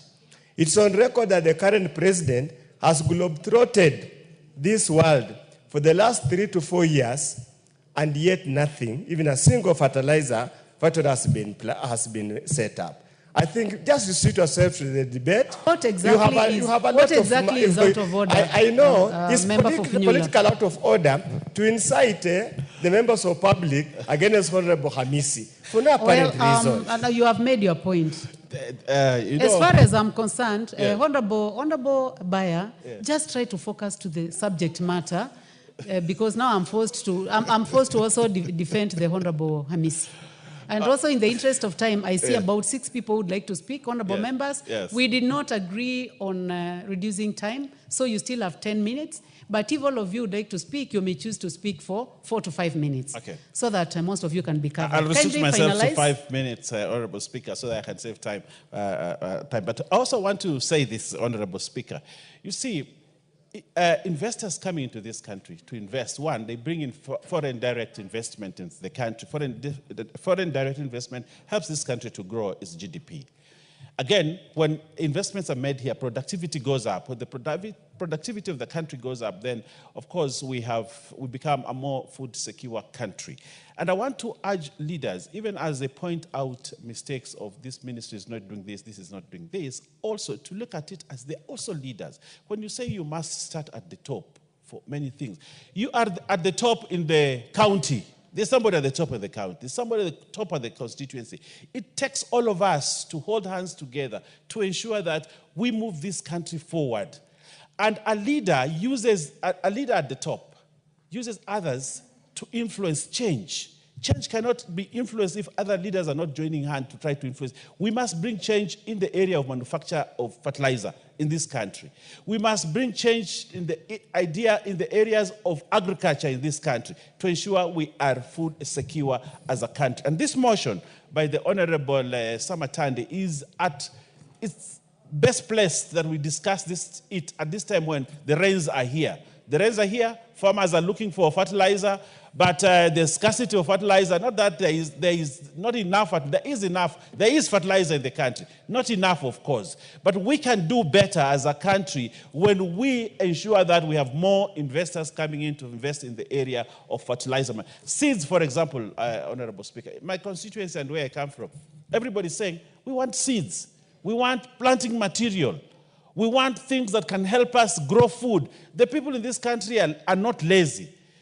They are industrious people who know if they grow food, they'll become food secure, they'll become food sufficient, and poverty will leave their homes. But then, what as leaders are we doing to ensure that we give them planting materials to ensure that we have more food? So I want to support you, my brother Samatandi, for the good thoughts, because this is thinking good for a country. This is good thoughts for a country, that we actually must manufacture more fertilizer in the country, Honorable Speaker. And we have bumper harvest. The prices of goods come down. Inflation comes down. When inflation comes down, there's less expenditure, and therefore, when we have inflation that is down, there's more savings in the families and more disposable income for families, and therefore they are able to pay school fees for their children and do development for themselves. So, Honorable Speaker, I want to urge everybody that is able to ensure that we have this, even members of parliament here. There are other members of parliament like Samatandi who has enough disposable income to set up a small fertilizer factory in his village. The Millie here, I know she can set up another small factory for fertilizer, make some money out of it, but also help the farmers. Professor Undo there, he's a good professor, he's worked for many years, he has enough money to invest into a small fertilizer. And even Gelechei. If everybody goes the cottage industry way and sets up a small fertilizer factory in their constituency, we'll bring down the cost of food production. And even the Honorable Speaker, I know the people of Mutomo, want a small fertilizer factory, and you have some money, set up a small fertilizer factory there so that you can bring down. I can see Millie is smiling because she's thinking about setting one tomorrow because she has money. But if everybody does that, if everybody invests in agriculture, we make this country a better country, making it food sufficient, and agricultural produce actually transit to manufacturing. Because if you have if you have enough milk, you can set up a small milk production center. And when we have industries being set and manufacturing being set, we solve the problem of joblessness and we solve the problem of poverty in this country. And therefore, I want to urge anybody who has money somewhere, instead of going to do other things, set up factories for fertilizer, for better seeds, and better planting materials so that we increase our output in agriculture in this country. And that way we make Kenya a better country. I thank you, and I want to support my brother Samatani on this motion. Thank you very much. Thank you very much. Honorable members, I would like to give a chance to the member for Turkana North. I'm very sorry, I didn't know that you're in the house. The Honorable Ekon Naibun. Thank you, Madam Speaker, for giving me this chance to put my voice on this motion by Honorable Atandi. Madam Speaker, growing up in the northern Kenya, those early years when we were in school, we were being told this country, agriculture is the backbone of the economy. That narrative has continued to date. Madam Speaker, it's surprising that we are told manufacturing is focus of subsequent governments for a while now. But when you look at what the government is doing to set up manufacturing institutions, whether it is medicine, whether it is fertilizer, much is not being done. Now, looking at the agriculture part that requires fertilizer, I hear the leader saying that there are a number of manufacturing institutions or companies, but at the same time he confirms that the supplies of these fertilizers to farmers still remains low. So that means then that the country has not done much in terms of manufacturing fertilizer. We still import fertilizer. Our farmers are struggling to receive and utilize the fertilizers that we are told they are being imported.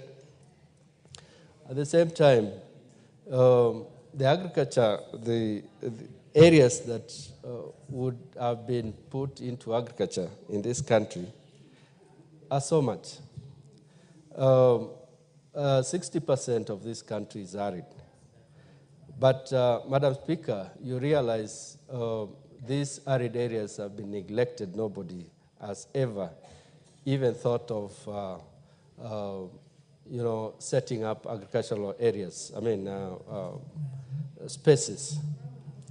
When indeed, if the country was focused on doing or producing food in this country, it would produce sufficient food for all of us and even for import.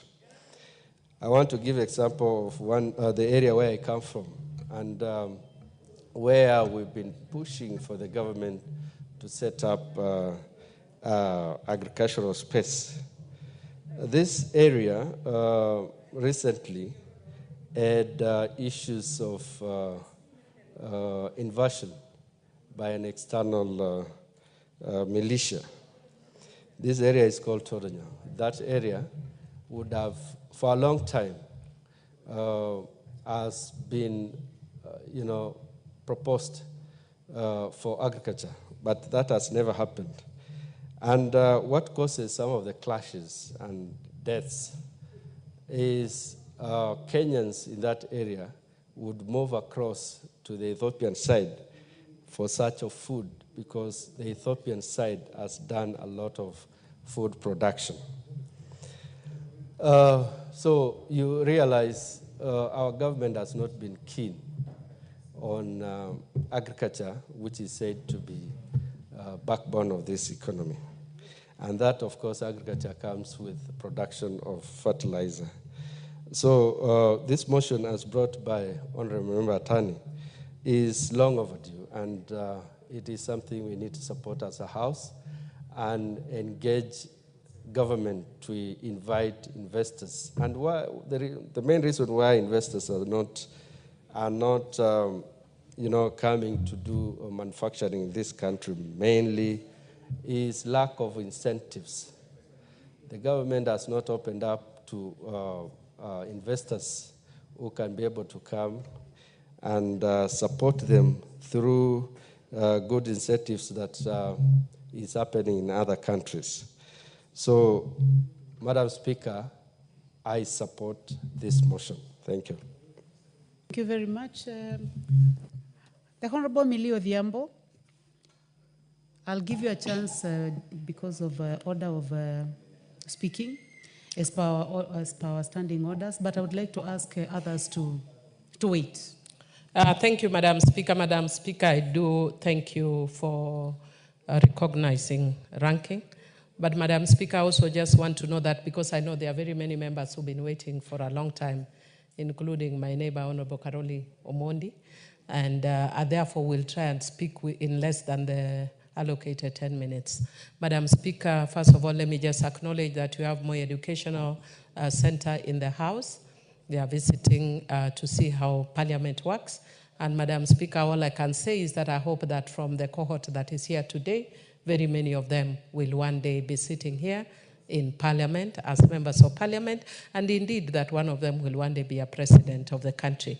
It is possible, anything is possible for a willing heart.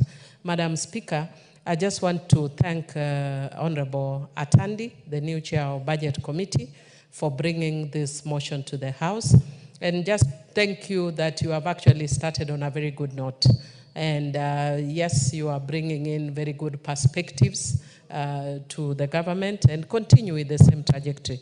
And I just want to say that what has happened recently with the new government in the United States of America has actually, it's what I would call a double-edged sword. It's a double-edged sword when the administration decided that they are going to be Americentric, meaning they are going to focus on developing themselves, and therefore very little aid is going to come to countries such as Kenya. And Madam Speaker, it is not only in the US. I know, for instance, the UK is also reducing development aid. And I think it's a wake-up call for a lot of African countries. We are very rich countries. We have many resources, and we can actually, if we utilize them well, we can go far. And one of the first things we have to make sure we do is to be food secure. And that is why it is important for us to have our own locally producing manufacturers of fertilizers. And one of the things that I would then indicate is recently Parliament gave us a training on public-private partnerships. I wish Parliament could do that to every member of Parliament. And I wish Parliament could cascade what PPPs are to the whole public so that the public can get a buy-in. Not everything in PPPs is bad. It's just that because we have not alerted people about it, what it is, and made it open. But through PPPs, we can be able to bring fertilizer plants in almost every constituency and make people food secure. The other thing that I'd want to say is that we must leverage on our youth, because we can no longer rely on formal employment. And we must have a lot of our young people who can be able to now even invest in agriculture.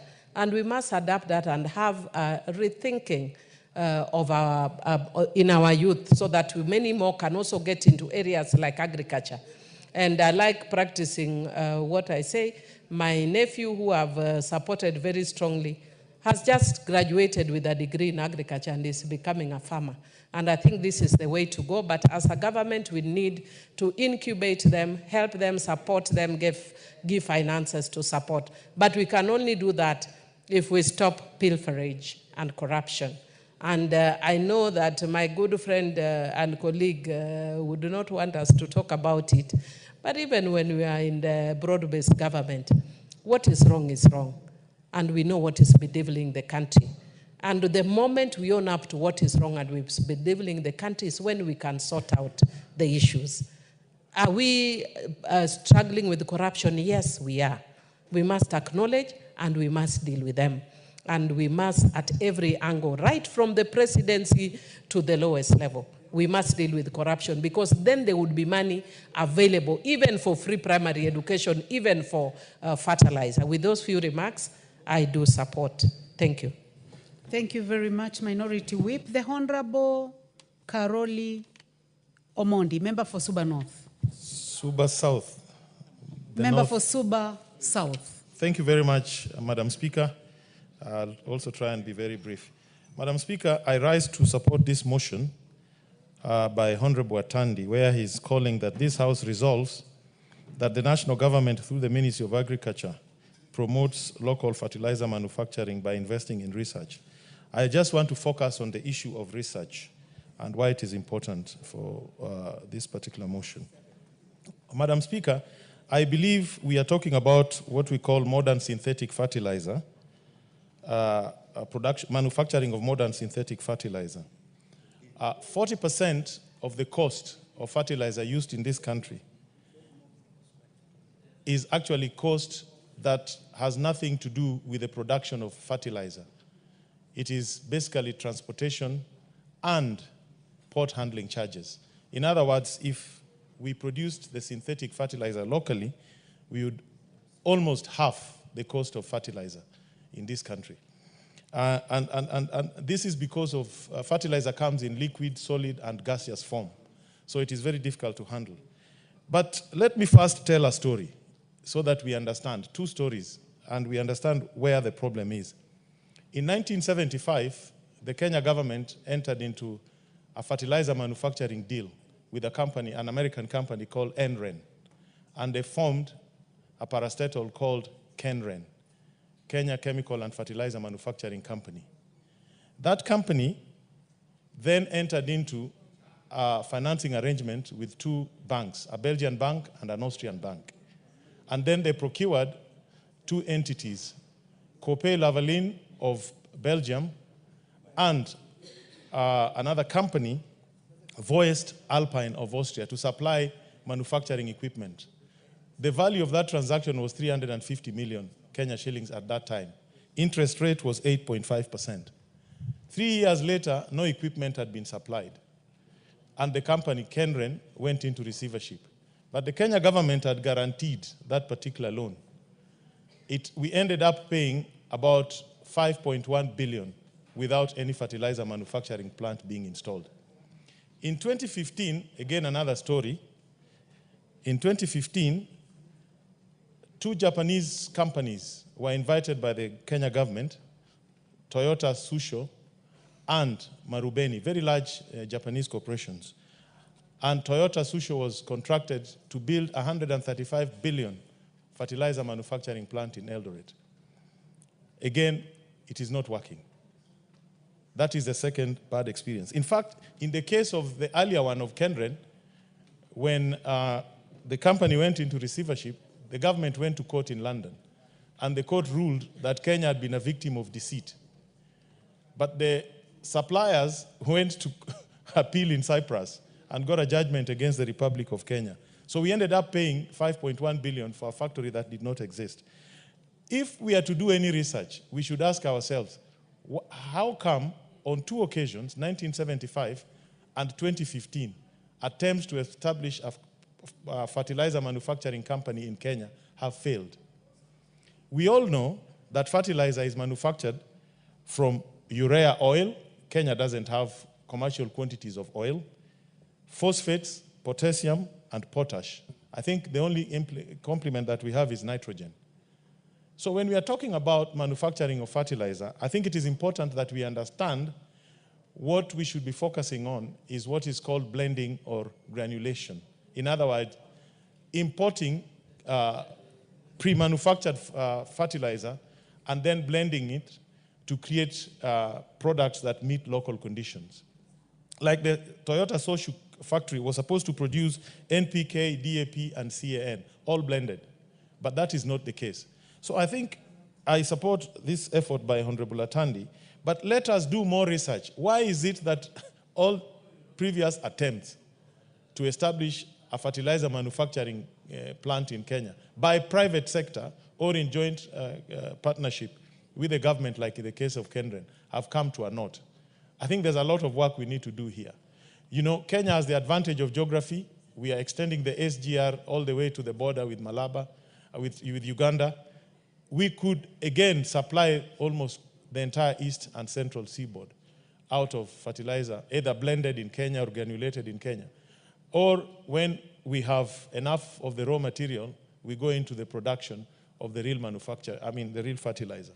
But otherwise, I support this, and I'm happy that the new chairman for the budget committee has brought this up. He used to be my neighbor here, but suddenly has disappeared. He's sitting on the other side. And I've been informed that is where the chair of budget must sit. So I've lost a very good neighbor. But on this, we support. Thank you very much, Madam Speaker. Thank you very much. The Honorable Jackson Kosigei, nominated member. Thank you, Madam Speaker. From the onset, I support the motion by the Honorable Atandi on this food security as a very important motion for us as the leadership of this country. One, Madam Speaker, food security is one of the basic needs which is necessary for the survival, and it has been said, and for a decent standard of living, which brings together amongst many water, shelter, clothing, as we know, and as access to health care and education. Food, therefore, must be a priority in the planning of any country to secure its own people, to make sure that it's raising a healthy nation that is able to be productive in every way. I support the emphasis on this motion about research, because progress any other time in history has been based on research, because research is able to create a food security component with an ability to make sure that food will be available to the citizen of a country. It can be accessed. It is food that can be utilized, and we have a stability in the production. And therefore, research will also lead us into appreciating the changes in climate change that we, for many years, depended on rain-fed agriculture, that it may be necessary now to change the focus, that we go for irrigated agricultural attention to be able to make sure food is available in the country. Madam Speaker, we therefore would like, and I really am impressed, as my colleagues have just mentioned before, that our new chair on Budget Committee is paying attention on the very important basic and foundation in really meeting one of the basic needs in this country. And therefore, the budgeting must put emphasis on this. And Madam Speaker, also food security means security, actually. Because food can be a weapon against a nation. When a nation is not able to feed its own people or our own people, it can be taken advantage of in other factors externally, determining policies that affects their domestic interest. You have no power to speak and reject anything which would have appeared to be injurious to your people if your people are hungry. And therefore, securing this particular basic need is very important in the security of a country. With that, Madam Speaker, I support the motion. Thank you very much. The Honorable Caroline Ngeleche, member for Elgeyo-Marakwet County.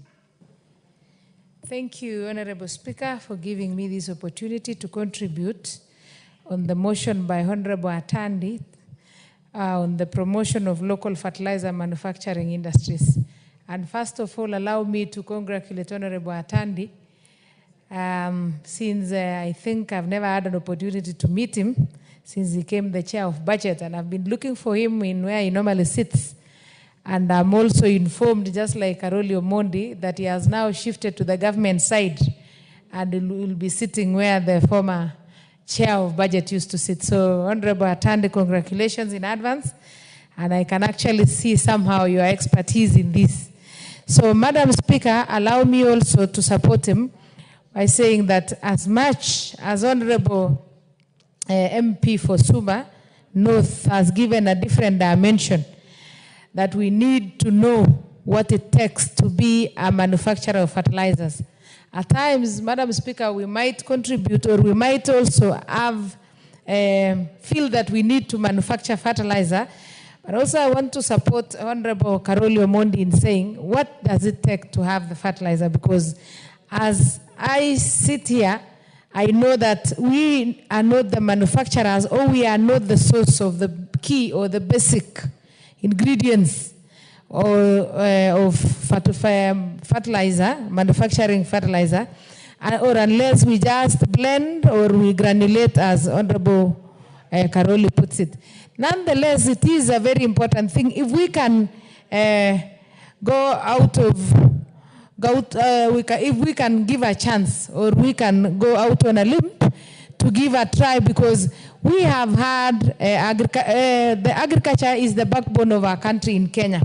most of what we can do better in Kenya, better than fishing, better than mining, better than all the other activities that can support our country, agriculture is what we have, because we have arable land, we have good climatic conditions. It is a very good thing to have because we depend highly on agriculture in our country. And Madam Speaker, we have so many graduates, we have so many diploma holders who've trained in the field of agriculture, and they can be a very good basis for research on how we can do better on our fertilizer, Madam Speaker. Madam Speaker, these youth, most of them, especially the youth who pursued agriculture as a course in the university, find themselves in very unfamiliar territories because there are so many things in Kenya, in the agricultural sector, that are not being implemented, Madam Speaker. Madam Speaker, you find that we have so many research institutes that are supposed to deal with agriculture, but they are not actually bringing out their full potential because we are not also concentrating much as a country on what we can do. So, Madam Speaker, I want to support it and say that let us put the knowledge that we have had by doing research, by also trying to venture out. And you know, Madam Speaker, when we have an homegrown research, we can actually get to know what is best. At times, depending on imported fertilizer, Madam Speaker, manufactured in another country, might not give the best out of our soil because we have different types of soil that needs the different components of fertilizers that we might not be able to maximize the full potential. So, Madam Speaker, for the sake of knowledge that we have, for the sake of research, for the sake of knowledge and education that we have gathered in our institutions, it is also good that we give a try on manufacturing the fertilizer. Madam Speaker, another thing is also there we have had and we have suffered in the country with an issue of fake fertilizers, and many a times we get people who adulterate the fertilizer, Madam Speaker. But when we have our manufacturers here locally, it will be so easy as a country to keep track or to monitor and ensure that we control the quality of the fertilizers that will be produced within. And at times, Madam Speaker, it is so hard for the local people or the local agencies to control what has been manufactured out of the country because they might not be able every now and then or frequently visit the manufacturing industries and check if at all what is being purported to be the contents of the fertilizer is indeed true or not, Madam Speaker. Another aspect, Madam Speaker, is we incur a lot of money, or most of the price of fertilizer that has been imported to the country has a component of transport and handling along the way from the manufacturing country throughout to Kenya. And we can mitigate the cost of that handling and transportation by manufacturing our own fertilizer, Madam Speaker.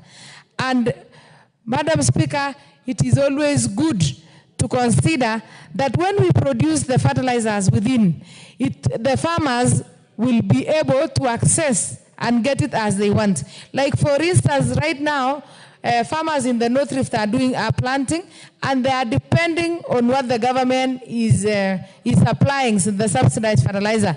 At times, we run out of stock, we wait for 2-3 days, we wait for 1 week, and the rains are not waiting, Madam Speaker. So if we had the local manufacturer within, it will be very easy for us to access and utilize the fertilizer on time and on the rainy season, Madam Speaker.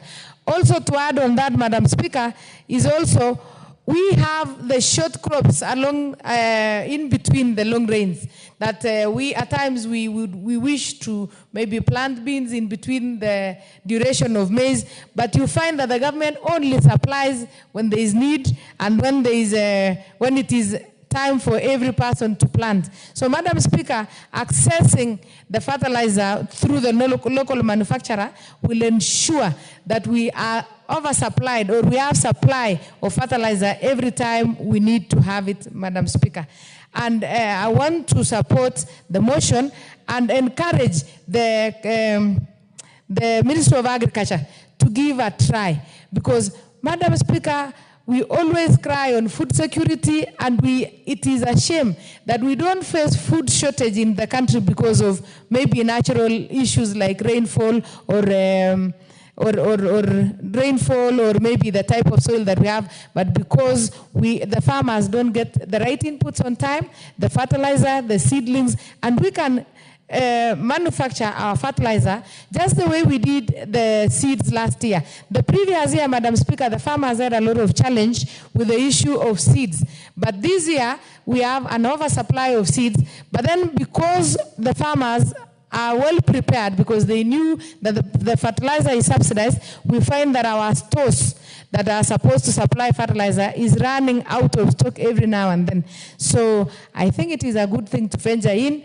But Honorable Atandi, it will also be good if you can advise on what are the components, or what do we need to do? Is it are the components or the ingredients for manufacturing fertilizers locally available, or we'll still have to import? Thank you, Madam Speaker. Thank you. The Honorable Rueda Obo, member for Lamu East, and thank you for your patience. For 1 minute. Asante, Bi Speaker. Kunipatia nafasi nami kuzungumza kwenye hoja hii ya kutengeneza mbolea hapa nchini kwetu. Nataka na mimi pia nimpongeze Mheshimiwa Atandi kwa kuleta hoja hii. Hoja hii kusema la kweli itasaidia sana wakulima. Itasaidia kuhakikisha kwamba mbolea itapatikana kwa wingi, itapatikana kwa urahisi, na mazao yatapatikana kwa wingi zikitengenezwa Kenya mbolea, na pia italeta kazi kwa vijana wetu, kwa sababu hizo kampuni zikiwa hapa au viwanda vikiwa hapa zitaajiri watu. Bi Speaker, lakini pia tuseme ukweli, kile kinachofanywa sisi tusiwe mwanzo wa wezi wa fadhila. Kitu kifanywa kizuri, tuseme kimefanywa vizuri, na tuseme pengine kiboreshwe. Lakini tusikatalie kwamba mtu amefanya jambo zuri kwa sababu ya siasa, tukatae. Kusema la kweli, hii serikali, rais wetu na naibu wake wamejaribu. Na kama ni hii ruzuku inawekwa kwenye mbolea, ili mbolea iwe kidogo, ile subsidy, kwa kizungu subsidy. Haikuanza na rais huyu. Haikuanza na serikali hii. Ilianza kutoka huko mbele. Hawa nao wamejaribu, wamehakikisha mbolea imepatikana kwa bei nzuri, lakini kuna haja ya kuzidisha bidii ili mbolea ipatikane kwa rahisi zaidi. Order, Honorable Rueda. Honorable Rueda, I hope you'll keep following this motion next time when it will be scheduled by the House Business Committee, because you have a balance of about 7 minutes. So you'll have the first bite. Honorable members, and the time now being, honorable members, let's be upstanding, please. And the time now being 4 minutes past 1 p.m., this House stands adjourned until today, Wednesday, 2nd April 2025 at 2:30 p.m.